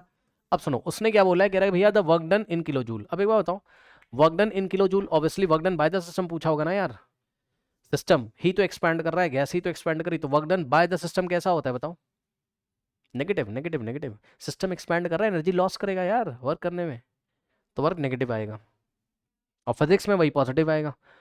कल की क्लास याद है, क्योंकि तुम्हारी बाइक चल जाएगी ना जब पिस्टन ऊपर जाएगा, गैस एक्सपैंड करेगी तो, ठीक। बहरहाल यहाँ पर वर्क आएगा नेगेटिव, तो कहने का मतलब है, एक बात मैं आपको फिर से याद दिलाना चाहता हूँ, पक्का वर्क कैसा आएगा, नेगेटिव आएगा। यानी कि बच्चों आपका सी ऑप्शन तो कभी होएगा ही नहीं, या तो ए ऑप्शन होगा, या तो बी होगा, या तो डी होगा, ठीक। तो इन तीनों में से कुछ ना कुछ होगा, लगा दो फॉर्मूला आंसर आ जाएगा, ठीक, लगा दो फॉर्मूला आंसर आ जाएगा, ठीक है स्टूडेंट्स। तो वर्क का फॉर्मूला आपने क्या पढ़ा है बताइए, कल की क्लास याद है आपको, वर्क का फॉर्मूला आपने पढ़ा है minus P external into DV, DV मतलब चेंज इन वॉल्यूम। सो निकाल लीजिए डीवी, कैसे निकालोगे change in volume, final volume minus initial volume. So final volume कितना है 10 लीटर, और इनिशियल कितना है 1 लीटर, तो आंसर कितना आ जाएगा 9 लीटर, ठीक। अब माइनस, और देखो पी एक्सटर्नल ऐसे ही रहेगा कितना 1 बार, भैया यूनिट के साथ रखिएगा, गलत मत कर दिएगा, into D V, into DV, D V कितना आ रहा है तुम्हारा 9 लीटर। अब सुनो वर्क कितना आ रहा है -1 इंटू 9, -9 बार लीटर। सुनो पता है तुम क्या करोगे, गलती करोगे, ऑप्शन ए पे टिक लगा दो, गलत हो जाएगा, पूछो क्यों, पूछो क्यों। ये बार लीटर में ना भाई, उसने किस में पूछा है, किलो जूल में पूछा हुआ है, तो किलो जूल में करने के लिए पहले तो जूल में लेके आओ। अब बताओ, कॉपी उठाओ, देखो कॉपी उठाओ, देखो बार लीटर को जूल में कन्वर्ट करने के लिए कौन किससे बताया था, बताओ, मल्टीप्लाई करना 100 से। तो इसको क्या करोगे सबसे पहले आप -9 इंटू 100, ठीक है। तो बार लीटर को जूल में ले जाने के लिए, किस में ले जाने के लिए, जूल में ले जाने के लिए किससे मल्टीप्लाई करोगे 100 से, कर दिया।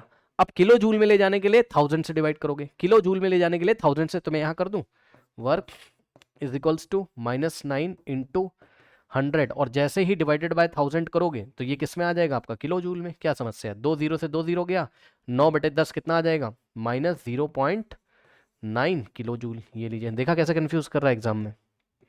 तो option B is the correct option, ठीक। ध्यान रखिएगा भैया, यूनिट कन्वर्जन में भी वो दिमाग लगा रहा है। अच्छा सुनो, ये इस क्वेश्चन का पार्ट ए था, अब मैं इसका पार्ट बी आपको देता हूं। इस क्वेश्चन के पार्ट बी में ध्यान से देखोगे क्या, सेम क्वेश्चन है, और पार्ट बी में आपको देता हूं इसी में, ठीक। सुनिए, कह रहा है if the system release 0.4 kilo joule heat, if the system releases 0.4 kilojoule heat during the process, during the process मतलब जब भी ये प्रोसेस हो रहा था, गैस एक्सपेंड कर रही थी, तो सिस्टम ने क्या किया, कह रहा है 0.4 किलो जूल हीट रिलीज कर दी during the process, then calculate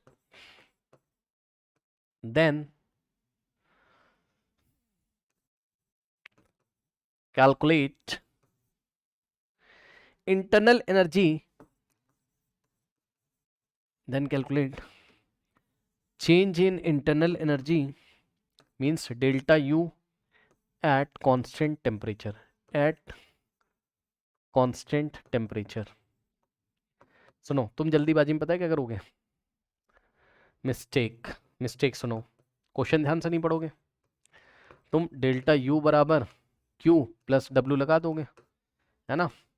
Q release कर रहा है तो तुम माइनस में ले लोगे, सिस्टम रिलीज कर रहा है, तो ये भी बात तुम्हारी सही है। और W तुम निकाल के बैठे ही हुए हो, W तुम निकाल के बैठे ही हुए हो, कितना आया था भाई W -0.9, ठीक, -0.9 किलो जूल, और आंसर में तुम बता दोगे माइनस का 1.3, माइनस माइनस प्लस हो जाएंगे दोनों, किलो जूल गलत हो गया, गलत हो गया, फॉर्मूला सब कुछ सही लगाया है, गलत हो गया। क्यों, फर्स्ट लॉ ऑफ थर्मोडायनेमिक्स से क्यों कर रहे हो, क्या बोला उसने बताओ, delta you at constant temperature. आज की ही क्लास में आपको पढ़ाया गया था क्या, कि internal energy is the function of temperature. तो भाई अगर टी कांस्टेंट है, टेम्परेचर में ही चेंज नहीं हुआ, तो इंटरनल एनर्जी में कहाँ से चेंज होगा, यानी कि delta U is equals to 0। तो change in internal energy is equals to 0। यही आंसर है, खत्म। ये करेक्ट आंसर है।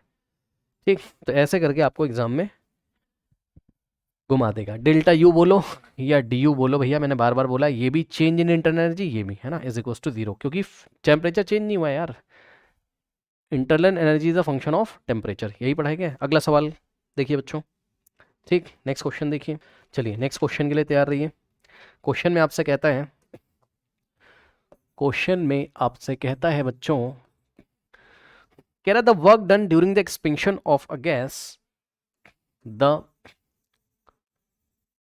Work done during the expansion of a gas from a volume of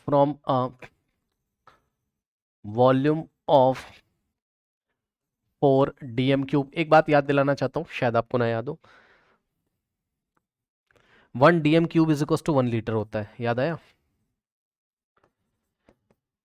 तो 4 dm क्यूब में 4 लीटर होंगे, याद आ गया?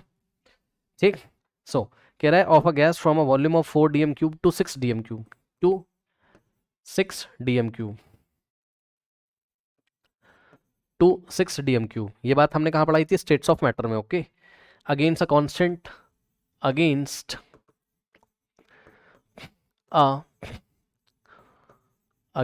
a constant external pressure, constant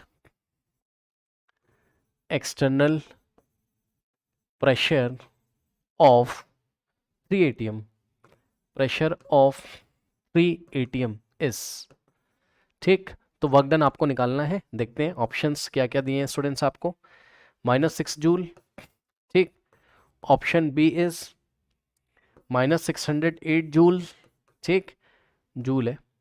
option C is students +308 joules, ठीक, and option D is -304 joules. ठीक, अब एक बार बताओ, एक्सपेंशन हो रहा है, गैस का एक्सपेंशन हो रहा है 4 लीटर से 6 लीटर, 4 लीटर का था, एक्सपैंड हो गया 6 लीटर। तो work done by the system है ना, तो work done by the system तो पक्का नेगेटिव आएगा आंसर, पक्का नेगेटिव आएगा। कॉपी उठा के देख लो, work done by the system, तो वर्क तो आपका कैसा आएगा? नेगेटिव आएगा। तो यदि वर्क नेगेटिव आएगा तो पॉजिटिव वाले आंसर तो वैसे भी चलेगा, यानी कि ऑप्शन सी तो कभी हो ही नहीं सकता। तो या तो ए होगा ऑप्शन, या तो बी, या तो डी होगा। ठीक, अच्छा, अब सुनिए, लगा दीजिए फॉर्मूला, W बराबर -P external into delta we. ठीक, और डेल्टा वी कैसे निकालोगे? DV, final volume minus initial volume. Final volume कितना है बताइए? 4 लीटर से एक्सपांड हो गई गैस, 6 लीटर हो गई, तो 6 litre minus 4 litre, DM cube का मतलब ही लीटर होता है, तो 2 लीटर आ गया। चेंज इन वॉल्यूम 2 लीटर आ गया। और एक्सटर्नल प्रेशर कितना है? 3 atm, तो रख दीजिए, ये माइनस ऐसे ही, एक्सटर्नल प्रेशर 3 atm, ठीक, और चेंज इन वॉल्यूम कितना है? 2 लीटर। अब ध्यान दें बच्चों, यहाँ से -3 × 2 -6 atm लीटर, atm लीटर। अब सुनो, कॉपी उठा के देखिए, अभी दिखाया था बार, यहाँ पर देखिए जरा कहाँ गया, बार लीटर आए तो 100 से गुणा करना है जूल में कन्वर्ट करने के लिए, और एटीएम लीटर आए तो 101.3 से मल्टीप्लाई करना है, याद है? तो फैक्टर गलत मत कर देना भाई आप। ठीक, तो कॉपी उठा के देखिए, एटीएम लीटर में यदि आया है तो इसको जूल में ले जाने के लिए आप किससे मल्टीप्लाई करोगे? 101.3 से, तब ये जूल्स में आ जाएगा। ठीक, अब सुनो एक बात और, पता है बच्चों, जो आंसर नियरेस्ट हो ना उस पर टिक लगाना, हमेशा आपको एग्जैक्ट आंसर मिले ऐसा जरूरी नहीं है। तो यहां से यदि आप मल्टीप्लाई करेंगे तो आपको कितना मिलेगा? 6 से, 6 3 18, 1 6 1 6 + 1 7 6 0 0 6 1 6, ये लीजिए 607.8, तो ये आ गया क्या? -607.8। अब ये किसके नियरेस्ट है बताओ? This is approximately equal to 608, last वाले डिजिट 8 है तो 5 से बड़ा, यहाँ 1 ऐड कर दोगे, 600 -608 जूल के आसपास है। Option B is the correct option. ठीक, ओके, और एक बात बताऊं आपको ना, फंसाने के लिए एग्जाम में क्या कर देगा मैं आपको बताऊं, एक ऑप्शन मैं भी दे दूं अपनी तरफ से, मान जाओगे आप मेरी बात? -600 जूल भी दे देगा तुम्हें घुमाने के लिए इसी क्वेश्चन में। परेशान करेगा तुम्हें। इसी क्वेश्चन में -600 जूल भी दे देगा, पता है क्यों? ताकि तुम गलती कर दो, तुम एटीएम लीटर को 100 से गुणा कर दो जूल में लाने के लिए, गलत फैक्टर लगा दो गलती से। एटीएम लीटर को जूल में ले जाने के लिए 101.3 और एटीएम और बार लीटर को जूल में ले जाने के लिए 100 से। बार लीटर में आया अगर वर्क तो 100 से गुणा करोगे, एटीएम लीटर में आया तो 101.3 से गुणा करोगे, समझ गए? तो यदि कोई बच्चा यहाँ पर गलती कर देता फैक्टर लेने में तो उसका आंसर कितना आता है? यहाँ 100 से गुणा करता तो 600 आता और ऑप्शन ई पे टिक लगा देता, वो गलत कर देता। ठीक, ये सवाल है आपके पास। अब एप्लीकेशन ऑफ फर्स्ट लॉ देखिए बच्चों, एप्लीकेशन ऑफ फर्स्ट लॉ। अब इसमें क्या क्या पढ़ना है मैं आपको बताता हूं। एप्लीकेशन ऑफ, अब ये बहुत इंपॉर्टेंट है और ये क्वेश्चंस में काम आएगा। फर्स्ट लॉ ऑफ थर्मोडायनेमिक्स,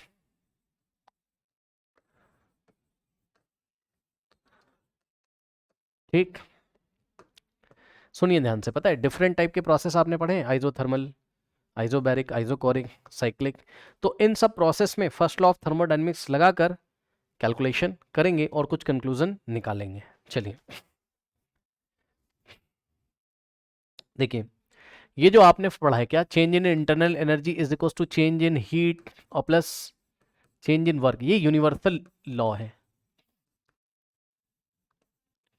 ये यूनिवर्सल लॉ है, हर एक प्रोसेस पे ये लग सकता है, यूनिवर्सल लॉ ऑफ थर्मोडायनेमिक्स है, ठीक है ना? ओके, अब इसको चलिए नंबर 1 हम लगाते हैं किसके लिए? आइजोथर्मल के लिए। और सुनो, ये जो मैं करवा रहा हूं ना भाई, ये आप प्रैक्टिस करना, डेली आपको याद होने चाहिए सारे केसेस। आइजोथर्मल प्रोसेस में क्या हो जाएगा बताइए? ये आप याद करके आओगे और जैसे जैसे मैं करा रहा हूं ऐसे ऐसे आप इसकी प्रैक्टिस करिएगा। अब बताइए, आइजोथर्मल सिस्टम में बच्चों या आइसोथर्मल प्रोसेस में टी टेम्परेचर कांस्टेंट होता है, ये तो आप पढ़ के आए होगे। तो टेम्परेचर यदि कांस्टेंट है तो चेंज इन टेम्परेचर कितना हो जाएगा? 0, ठीक है? टेम्परेचर में कोई भी चेंज आपका नहीं होगा, ठीक है स्टूडेंट्स? अब टेम्परेचर में यदि कोई चेंज नहीं है, यानी कि डेल्टा टी बोलो डी टी बोलो, 0 हो जाएगा। Change in temperature 0, temperature constant है। अब बताओ, टेम्परेचर अगर कांस्टेंट है तो internal energy is the function of क्या होता है? टेम्परेचर, ठीक? तो एक बार बताओ, अगर टेम्परेचर कांस्टेंट है तो इंटरनल एनर्जी में जो चेंज आएगा वो कितना आ जाएगा? 0, यानी कि डी यू कितना आ जाएगा? 0। तो देखा क्या कंक्लूजन निकाला आपने, बताइए? कि आइसोथर्मल प्रोसेस में टेम्परेचर कांस्टेंट होने की वजह से चेंज इन इंटरनल एनर्जी 0, क्योंकि internal energy is the function of temperature, तो टेम्परेचर ही नहीं चेंज हो रहा है, तो चेंज इन इंटरनल एनर्जी 0। उठा के रख दो, उठा के रख दो, तो क्या आ जाएगा? D U is equals to, using first law of thermodynamics, okay, D U is equals to Q plus W लिख रहा हूं मैं इसको, है ना? डी क्यू लिखो चाहे Q लिखो, डी डब्ल्यू लिखो चाहे डब्ल्यू, तो ऐसा हमने लिखा, ठीक है ना? अब सुनो ध्यान से, अब डी यू कितना है? 0 है यहाँ पर। आइसोथर्मल प्रोसेस में डी यू 0 है, बराबर Q प्लस डब्ल्यू। अब सुनिए ध्यान से, बस हो गया। Q के इधर पे जो माइनस Q, यानी कि W बराबर माइनस Q। चाहे आपको ऐसा दिखाई पड़ जाए और चाहे आपको भाई ये माइनस आप इधर लगा दो तो Q बराबर माइनस डब्ल्यू दिख जाए, ठीक? यानी कि आइसोथर्मल प्रोसेस में बच्चों, आइसोथर्मल प्रोसेस में जो आप हीट देते हो, ठीक, जो आप हीट देते हो वही वर्क में कन्वर्ट हो जाएगी। अब ये माइनस प्लस के साइन ये सब क्या बता रहा है? बस अभी आप इतना याद रखो कि वर्क क्या होता है? नेगेटिव ऑफ हीट होता है, या हीट क्या होता है? नेगेटिव ऑफ वर्क होता है। मतलब तो आप समझ ही रहोगे भाई, मतलब तो आप समझ ही रहोगे, ये सिस्टम है, मतलब आप समझ रहोगे, कोई बहुत बड़ी बात नहीं है। देखिए, अगर आपने बाहर से यहाँ पर हीट सप्लाई करी, ठीक, बाहर से अगर आपने हीट सप्लाई करी है तो जिसने हीट सप्लाई करी होगी उसकी हीट लॉस हुई होगी, तो उसका साइन नेगेटिव आ जाएगा, ठीक? और सिस्टम को आप इस तरीके से समझिए, देखिए आप इस तरीके, ऐसे नहीं, आप इस तरीके से समझिए क्या, कि या तो सिस्टम पे वर्क हुआ होगा, ठीक? तो आइसोथर्मल प्रोसेस में यानी कि जब टेम्परेचर कांस्टेंट होता है तो जो वर्क करोगे आप सिस्टम पे वही एज अ हीट, या आप ऐसे समझो इसको, ये पिस्टन है मान लो, ऐसे नहीं, ऐसे समझो आप, ये पिस्टन है मान लो, ठीक? सुनिए ध्यान से, आप हीट यहाँ से दे दो इसको, मान लो इसकी जो वॉल्स हैं वो कंडक्टिव नेचर की, ठीक? तो जो आप इसको हीट दे रहे हो, ठीक, तो जो आप इसको हीट दे रहे हो वही हीट किस में कन्वर्ट होगा? वर्क में। बस यही चीज़ है यार, खुद सोचो, गर्म करोगे ये एक्सपैंड कर जाएगा, यानी कि सिस्टम वर्क करेगा, and work done by the system कैसा आएगा? नेगेटिव। तो वर्क कैसा आ रहा है? नेगेटिव। जो आपने हीट सप्लाई करी थी उसी का नेगेटिव, समझ गए ना? समझे ना? नहीं समझे? नीचे से आपने गर्म किया, आप इसको हीट दे रहे हो ना, आप इसको हीट दे रहे हो, ठीक। तो यदि आप इसको हीट दे रहे हो तो आपने इसको हीट दी है, तो हीट का sign, heat given to the system, heat का साइन पॉजिटिव, या छोड़ो आप हीट दे रहे हो तो बस उसका मतलब उसका वैल्यू ले लो जितना हीट आपने दिया है, ऐसे समझो आप, ठीक। वर्क यहाँ पे नेगेटिव आ रहा है, ये देखो वर्क हीट का नेगेटिव है, क्यों यार, तुम जो हीट इसको दोगे उस हीट से ही तो ये पिस्टन एक्सपैंड करेगा, हीट आपने दिया यानी कि एनर्जी सप्लाई करी, तो इसकी एनर्जी बढ़ जाएगी और पिस्टन एक्सपैंड कर जाएगा, पिस्टन एक्सपैंड कर जाएगा मतलब work done by the system, तो work done by the system कैसा आएगा, नेगेटिव, तो इसलिए W बराबर माइनस क्यू, और Q बराबर माइनस W का मतलब जब ये एक्सपैंड कर गया, देखो ये सब सवाल करते करते धीरे धीरे आता है, बट फिर भी मैं आपको बता दे रहा हूं, मान लो एक्सपैंड हो चुका था ऐसे, ठीक, एक्सपैंड हो चुका था ऐसे, ठीक। अब सुनो, अब अगर हम इसको कूल कर दें, कूल करने का मतलब है अब हीट सिस्टम से बाहर निकाल रहे हो, कूल करोगे तो हीट बाहर निकल रही सिस्टम से, तो हीट बाहर निकल रही है सिस्टम से, तो ये क्या होगा, हीट जब बाहर जा रही तो इसकी गैस की एनर्जी कम होगी, तो अपने आप ये पिस्टन कहाँ आएगा, नीचे, गैस लिक्विफाइड हो जाएगी, ऐसे सोचो, या गैस के पार्टिकल पास पास आ जाएंगे, उसकी एनर्जी कम हो रही है,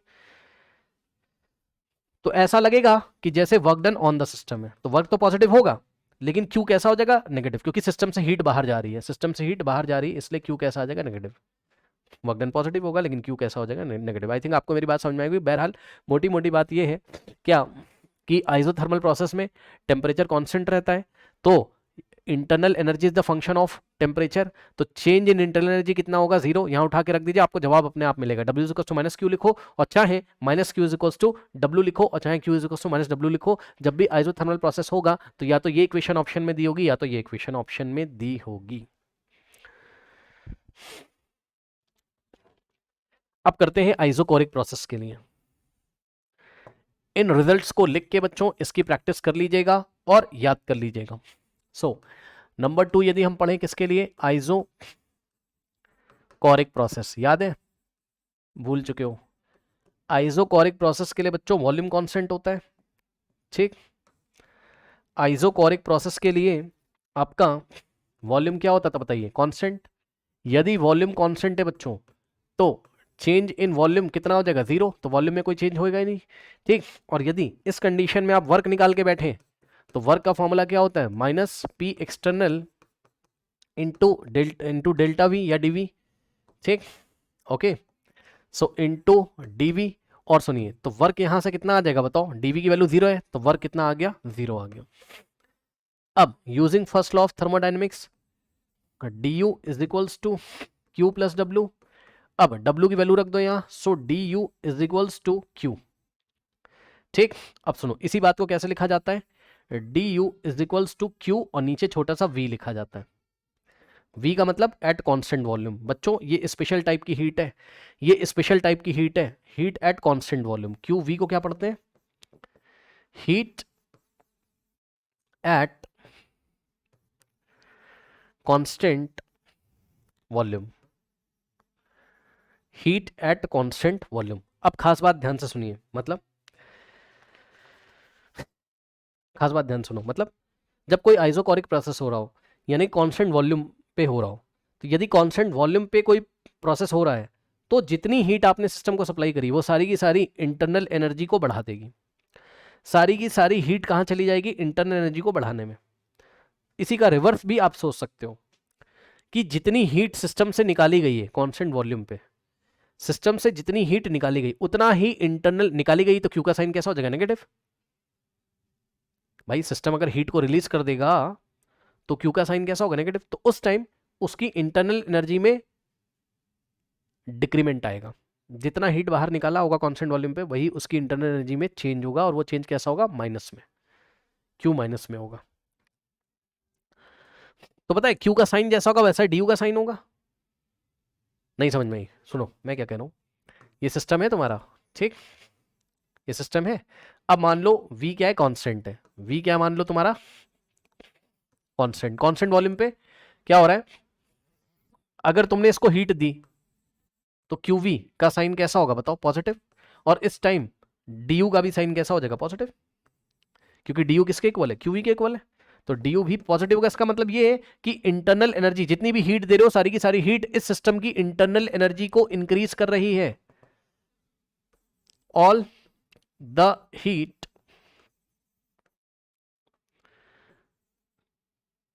at V बराबर constant, all the heat at V बराबर कांस्टेंट,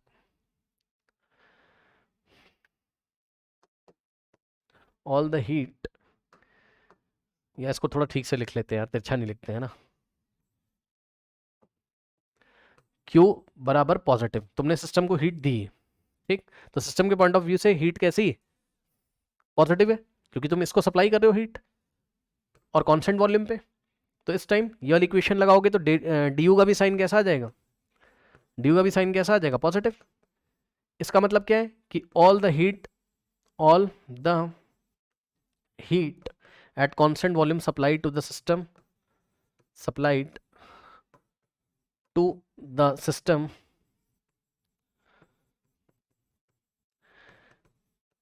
increases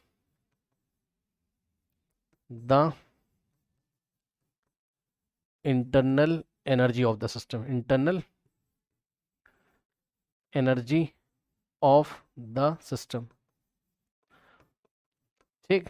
और इसी का एक केस तुम ऐसा भी सोच सकते हो क्या, कि मान लो सिस्टम हीट रिलीज कर रहा हो कांस्टेंट वॉल्यूम पे, कांस्टेंट वॉल्यूम है, वॉल्यूम तो कांस्टेंट है, लेकिन हीट रेडिएट हो रही हो बाहर कंडक्टिंग वॉल से और हीट रेडिएट हो रही है, तो क्यूवी का sign from the point of view of this system minus आ जाएगा, नेगेटिव। क्यों, क्योंकि हीट रिलीज कर रहा है, तो यार सिस्टम अगर हीट रिलीज कर रहा है तो सिस्टम की इंटरनल एनर्जी कम हो जाएगी ना, यानी कि डेल्टा यू का भी साइन कैसा आ जाएगा, डी यू का भी साइन कैसा आ जाएगा, नेगेटिव। और इसका मतलब क्या होगा, इसका मतलब होगा ऑल द क्यूवी रिलीज्ड, या सिंपल मैं लिख दे रहा हूं decrement in the internal energy of the system, decrement या decrease internal energy of the system decreases. आगे ये चीज है, ठीक, ये चीज है। अब सुनिए, इसी में एक डिस्कशन करते हैं, वेरी इंपॉर्टेंट, सुनो, एक डिस्कशन करते हैं इसी में, वेरी इंपॉर्टेंट, ठीक है। देखिए एक बात बताइए, कल की क्लास में क्या पढ़ा था आपने, बताइए कल की क्लास में क्या पढ़ा था आपने, चेंज इन इंटरनल एनर्जी क्या है बताओ, स्टेट फंक्शन है, सुन लेना पहले ध्यान से। क्यू जो होता था, क्यू का मतलब हीट जो होता था, वो क्या पढ़ाया था तुम्हें, पाथ फंक्शन। लेकिन सुनो ध्यान से, सुनो ध्यान से भैया सुनो, ये ओनली हीट के बारे में बताता है, ये स्पेशल हीट है यार, चेक कर लो, ये स्पेशल हीट है, ये स्पेशल हीट क्योंकि this is the heat at constant volume, heat at constant volume, system का वॉल्यूम कांस्टेंट है, या तो सिस्टम को हीट सप्लाई कर रहे हो या तो रिलीज हो रही होगी हीट, बट ये हीट एट कांस्टेंट वॉल्यूम है। तो हीट एट कांस्टेंट वॉल्यूम जो होती है, देखा आपने, देखा आपने, देखा देखा देखा देखा, हीट एट कांस्टेंट वॉल्यूम किसके इक्वल आ रहा है, चेंज इन इंटरनल एनर्जी के इक्वल आ रहा है। But in isochoric process, isochoric process Q V is equal to D U आ रहा है। और ध्यान से सुनिएगा मेरी बात को, ध्यान से सुनिएगा मेरी बात को, डी यू क्या होता है तुम्हारा, स्टेट फंक्शन, पक्का। तो इस बार क्यूवी को भी स्टेट फंक्शन होना पड़ेगा, देखा नया सवाल निकल गया एग्जाम के लिए। सुन लो, अगर ओनली हीट बोले तो पाथ फंक्शन होता है, लेकिन हीट आइसोकोरिक प्रोसेस में बोले, हीट, अब हीट कौन सी यार, चाहे सप्लाइड टू द सिस्टम चाहे रिलीज बाय द सिस्टम, ठीक।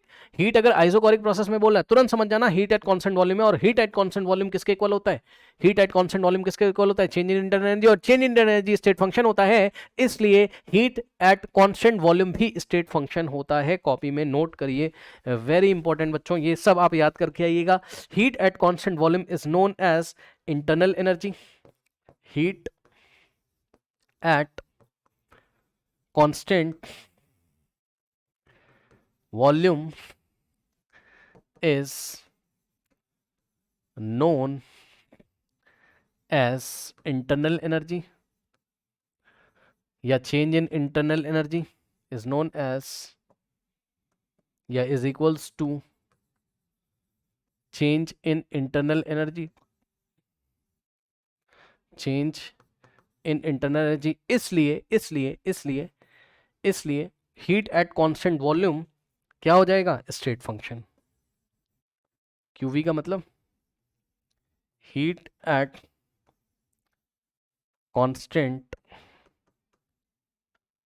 वॉल्यूम क्या हो जाएगा बताइए, स्टेट फंक्शन। क्योंकि ये डेल्टा यू के इक्वल होता है, डेल्टा यू भी क्या था, स्टेट फंक्शन। वेरी इंपॉर्टेंट है। ओनली हीट आए तो पाथ फंक्शन, और हीट एट कांस्टेंट वॉल्यूम या हीट सप्लाइड और रिलीज इन आइसोकोरिक प्रोसेस आए तो क्या हो जाएगा, स्टेट फंक्शन। ठीक, नाउ नेक्स्ट करते हैं आइसोबैरिक प्रोसेस। अब देखिए नंबर थर्ड आप इसको बोल सकते हो, आइसोबैरिक प्रोसेस। अब आपको पता है बच्चों आइसोबैरिक प्रोसेस में क्या होता है बताइए, प्रेशर कांस्टेंट होता है। आइसोबैरिक प्रेशर प्रोसेस में क्या होता है, प्रेशर क्या होता है आपका, कांस्टेंट होता है। तो इसमें कुछ स्पेशल नहीं है, प्रेशर कांस्टेंट है। सो डेल्टा पी आप बोल दो वो भी ज़ीरो होगा, या आप चेंज इन प्रेशर बोल दो वो भी आपका क्या होगा, ज़ीरो होगा। तो इसमें कोई खास चेंजेस नहीं आएंगे, क्योंकि आपको पता है using first law of thermodynamics D U is equals to क्या करोगे आप, क्यू प्लस डब्लू। सही है। अब इसमें कोई चेंज ऐसा कुछ भी ज़ीरो नहीं होगा, क्योंकि यहाँ जो वर्क का फॉर्मूला आपने पढ़ा हुआ है ना, वो क्या पढ़ा है, माइनस पी एक्सटर्नल। यहाँ चेंज इन प्रेशर नहीं, ओनली प्रेशर है, इनटू डी वी पढ़ा हुआ है, तो बस उठा के रख दो। So D U is equals to Q ऐसे ही रहेगा, और डब्ल्यू की जगह minus P external into D V. बस क्या दिक्कत है, यही आ गया। इसमें कोई भी खास ऐसा केस नहीं है। ठीक, नो। अब देखो एडियाबैटिक प्रोसेस के लिए करते हैं नंबर 4, एडियाबैटिक प्रोसेस। याद है एडियाबैटिक प्रोसेस, कोई भी हीट का ट्रांसफर नहीं होता है इसमें। ठीक है, नो ट्रांसफर ऑफ हीट, यानी कि Q का वैल्यू 0 या DQ का वैल्यू 0। ओके, सो एडियाबैटिक में याद है नॉन कंडक्टिंग वॉल्स होती हैं, तो कोई भी हीट अंदर से बाहर नहीं जाती, बाहर से अंदर नहीं आती। ठीक, सो Q का वैल्यू 0 बोल दीजिए आप, या DQ इज इक्वल्स टू 0 बोल दीजिए। Now using first law of thermodynamics DU is equals to Q plus W। ठीक, so DU is equals to क्या हो जाएगा बताओ, Q तो तुम्हारा 0 हो गया, Q 0 हो गया, प्लस W, यानी कि DU is equals to W, और W के नीचे छोटा सा AD लिख दो। AD का मतलब adiabatic, work done in adiabatic. अब चाहे work done by the system हो, चाहे work done on the system हो, वो सब बात की बात है, सीधी सी बात है यार।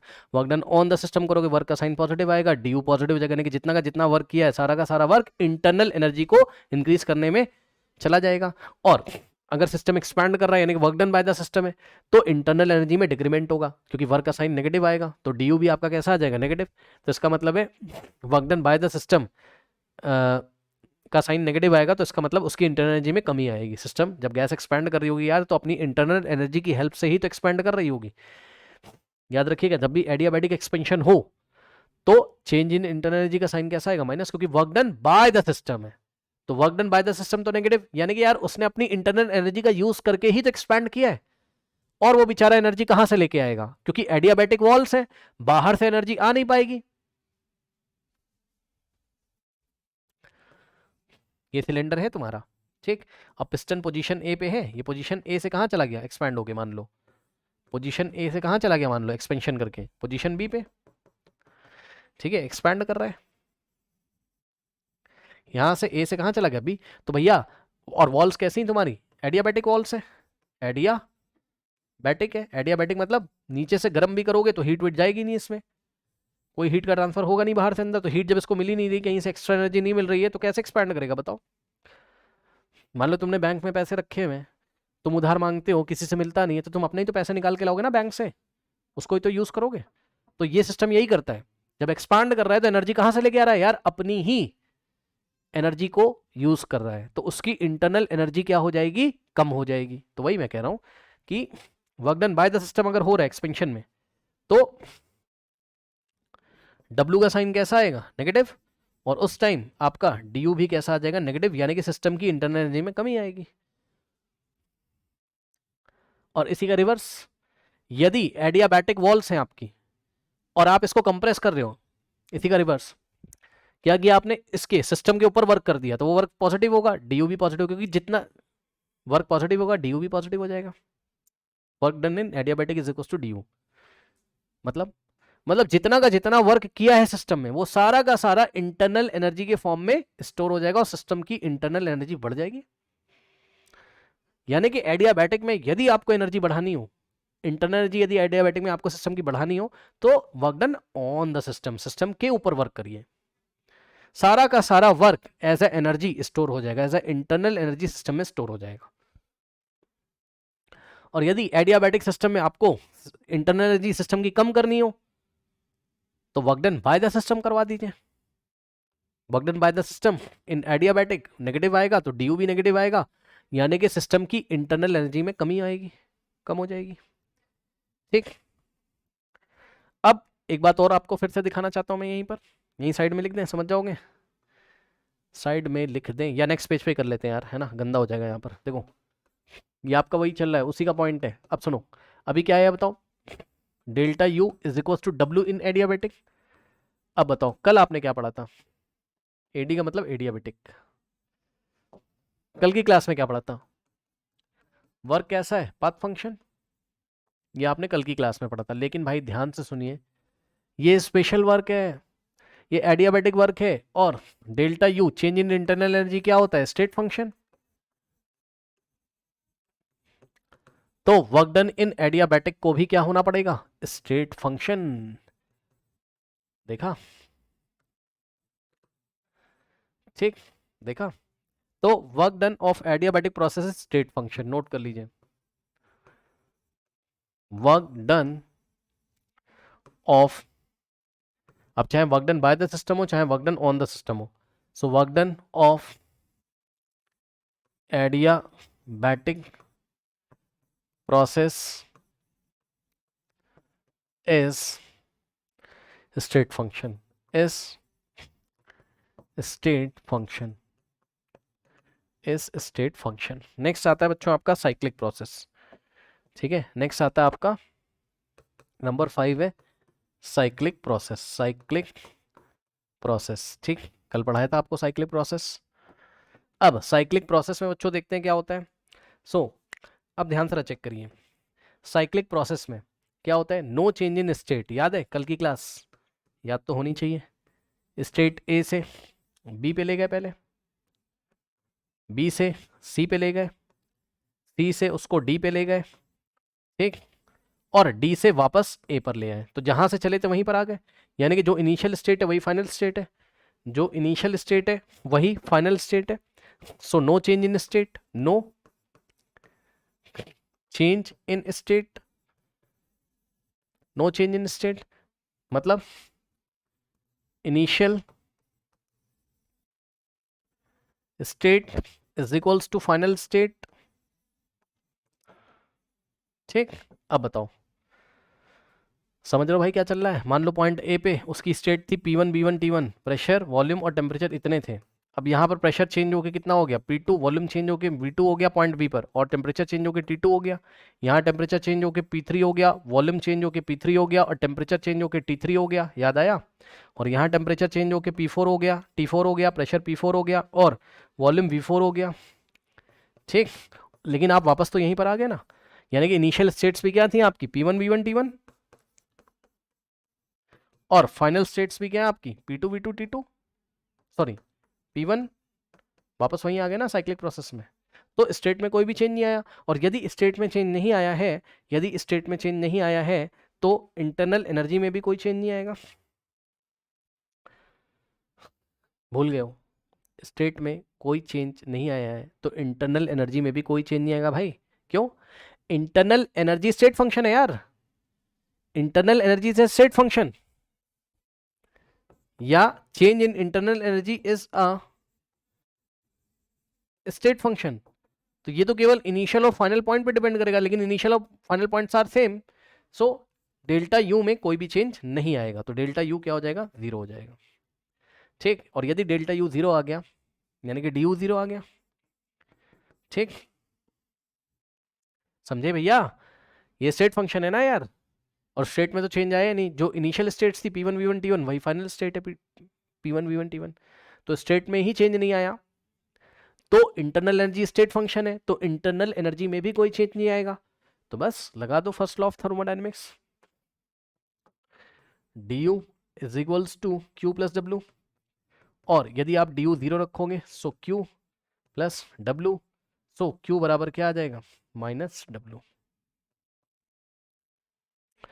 या w is equals to minus Q, या w is equals to minus Q. ठीक है, मतलब जैसा आइसोथर्मल प्रोसेस में होता था वैसा ही होगा। ठीक, क्योंकि रीजन है ना, साइक्लिक में अगर स्टेट्स वैसी हैं तो देखने में ऐसा लग रहा है जैसे टेम्परेचर उतना ही है इनिशियल और फाइनल का। बहरहाल, हालांकि बीच में टेम्परेचर चेंज हुआ है, तो यहाँ से q बराबर माइनस डब्ल्यू करो या w बराबर माइनस क्यू करो, बात क्या है सेम, ये माइनस इधर भेज दो, समझ गए। अब सवाल आइए 2-3 कर लेते हैं, फिर इसको स्टॉप करेंगे। ठीक, पहला सवाल, ये एग्जाम में आए हुए क्वेश्चन है बच्चों, तो इसको आप देखिए ध्यान से। पहला क्वेश्चन क्या है आपका, पहला क्वेश्चन क्या है आपका, कहता है which of the following does not correctly represent the first law of thermodynamics, okay, for the given process involving an ideal gas, which of the following does not correctly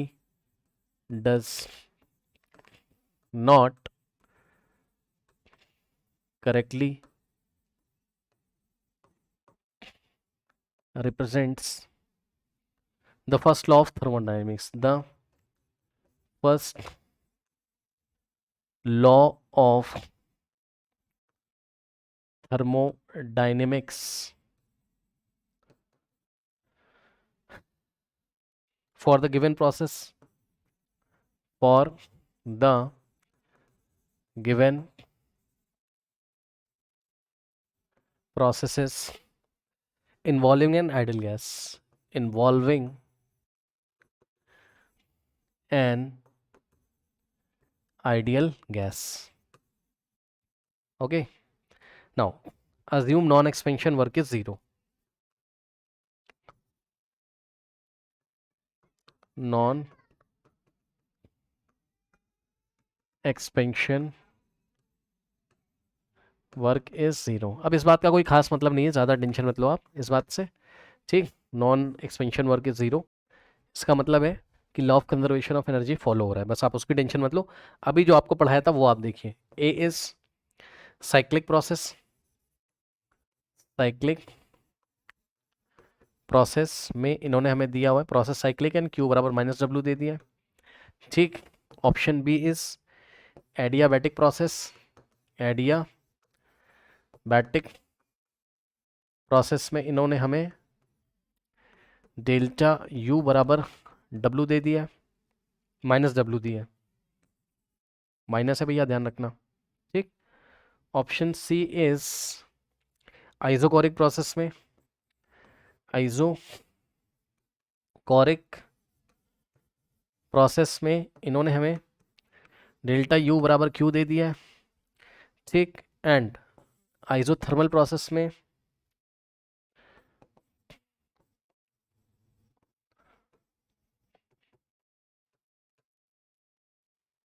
क्या है,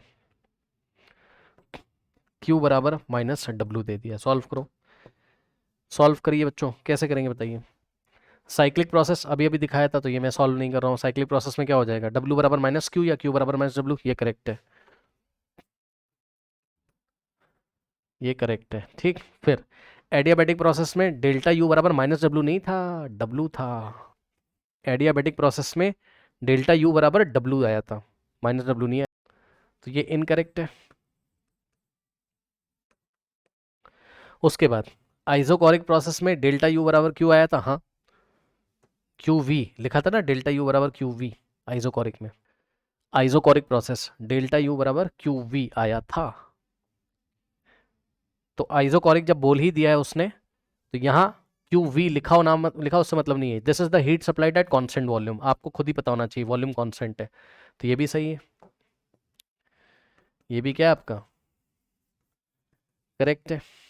ठीक, ये भी क्या आपका करेक्ट है। उसके बाद आइसोथर्मल प्रोसेस में Q बराबर माइनस डब्ल्यू, ये भी करेक्ट है, देख लीजिए जाके कॉपी उठा के पीछे। आइसोथर्मल W बराबर माइनस क्यू या Q बराबर माइनस डब्ल्यू, जो इसमें से बच्चों करेक्ट रिप्रेजेंटेशन नहीं थी उसे हमें क्या करना है, सेलेक्ट करना है, यानी कि option B is the correct option, ठीक। Does not correctly represent, okay. Now अगला सवाल देखिए, अगला सवाल देखिए।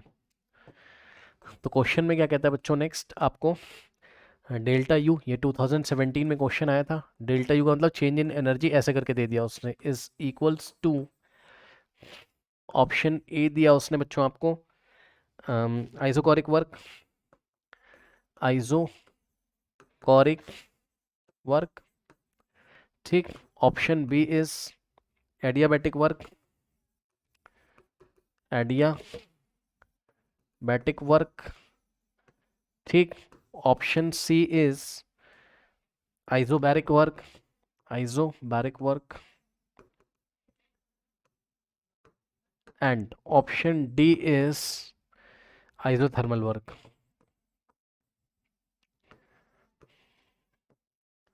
क्यों भाई, आज ही पढ़ाया है कि डेल्टा यू एडियाबैटिक वर्क के इक्वल होता है। पीछे वाले क्वेश्चन से आप देख भी सकते हो कि ये वाला डेल्टा यू बराबर क्या था, माइनस डब्ल्यू नहीं था, डब्ल्यू था। Option B is the correct option, ठीक, ओके, ये बात है। अगला सवाल,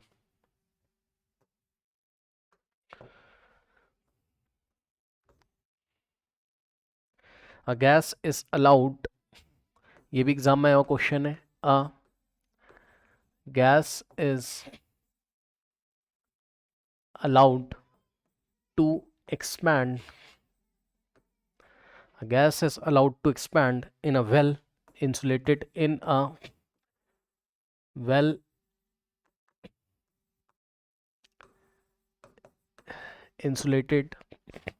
container against a constant internal pressure of 2.5, internal pressure of 2.5 atm from an initial volume of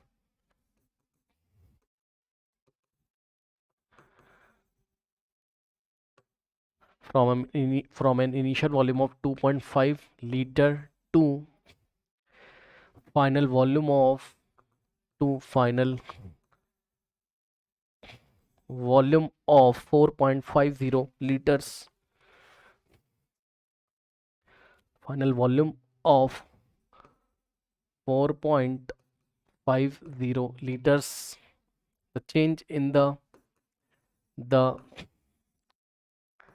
change in the internal energy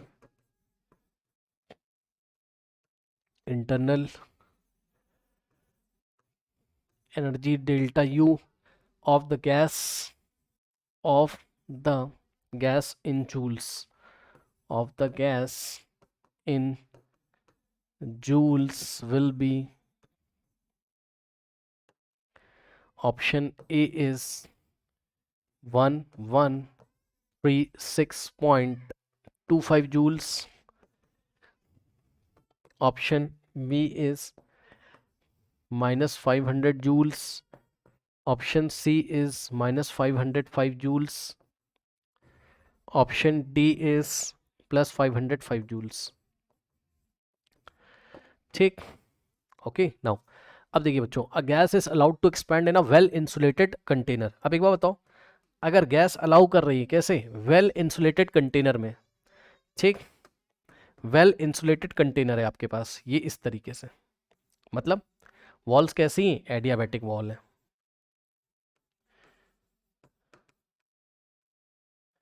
ठीक।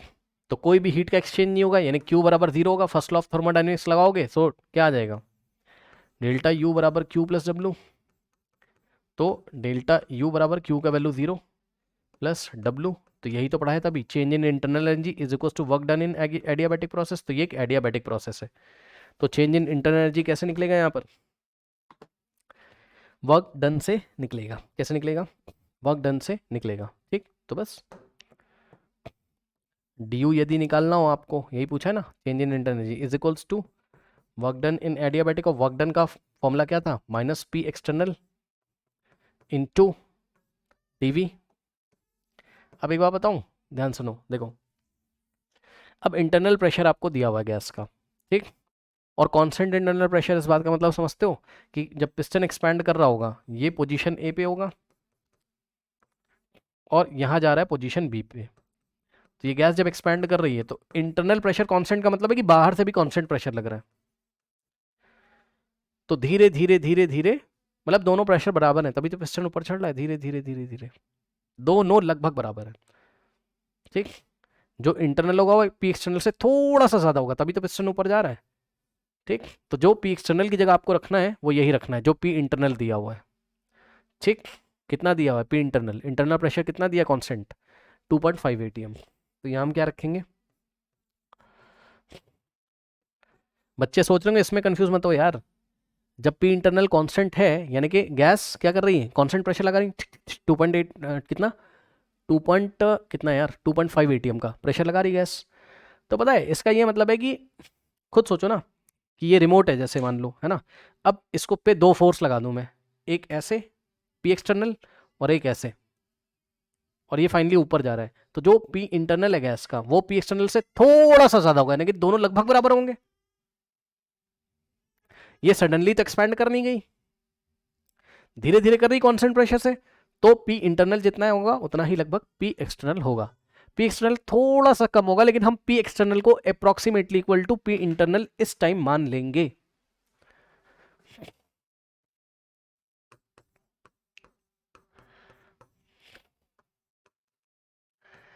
ठीक, तो रखिए माइनस माइनस, और पी एक्सटर्नल कितना है 2.5, क्योंकि पी इंटरनल कितना है 2.5 ATM।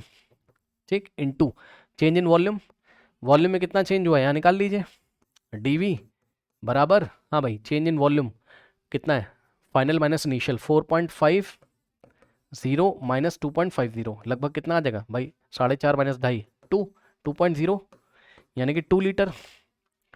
तो डीवी की जगह कितना रखोगे 2 लीटर, तो आंसर कितना आ जाएगा 2 इंटू 2.5 5.0 यानी कि 5, तो माइनस का 5 क्या ATM लीटर। और सुनो सुनो ध्यान से, आंसर भाई -5 मत लगा देना। ठीक, जूल में पूछा है, ATM लीटर को जूल में करने के लिए 101 पॉइंट -5 इंटू 101.3 से मल्टीप्लाई करोगे जूल्स में आ जाएगा, तो कर लो कितना आ जाएगा, 5 3 जो 15, 1 जाएगा 5 1 जो 5 प्लस 1 6 5 0 0 5 1 जो 5, माइनस का 506.5 जूल्स। अब 506 के आसपास कौन सा आंसर है, ऊपर से माइनस का, सुनो ध्यान से, प्लस वाले तो दोनों चले गए, तो ये तो हो नहीं सकता और ये भी नहीं हो सकता। अब इन दोनों में से कौन होगा, तो जाके अब देखो फिर से कंफ्यूज कर रहा है तुम्हें, तुम गलती से 100 से गुणा अगर कर देते, वो बार लीटर होता था, बार लीटर में अगर आता, प्रेशर अगर बार में दिया होता तो बार लीटर में होता, तब हम 100 से गुणा करते। अभी ATM लीटर में दिया तो 101.3 से करोगे, तो ये आंसर आ रहा है -506। अब बताओ -506 यानी कि ये तो हो नहीं सकता, ये तो 100 से गुणा करने पर आता, तो यही तो आएगा। और खुद सोचो यार 506 के आसपास नंबर लाइन पे कौन सा नंबर है बताओ। अगर ये 506 मैंने लिखा हुआ तो इसके पास में कौन सा नंबर पड़ेगा बताओ, 500 पड़ेगा या 505 पड़ेगा बताओ, इसके पास में कौन सा नंबर पड़ेगा, 500 यहाँ कहीं होगा। ठीक, और 500 500 505 यहाँ कहीं होगा, इस डायरेक्शन में बढ़ रहे हो ना आप नंबर लाइन पे, 500 501 502 503 504 505, तो 506 के आसपास 505 ही तो होगा यार। तो नियरेस्ट आंसर कौन सा है 505। सो ऑप्शन, तो आपको जरूरी नहीं कि एग्जैक्ट आंसर मिले, उसके आसपास आपको दिमाग लगा के टिक करना है, option C is the correct answer. Okay, now students अब देखिए एक नेक्स्ट टॉपिक आपका एंथैल्पी, कौन सा एंथैल्पी, थोड़ा सा कॉम्प्लिकेटेड होगा वो, और इसको हम पढ़ेंगे नेक्स्ट क्लास में। ठीक है, तो इतना आप रिवाइज करके आइएगा। ओके।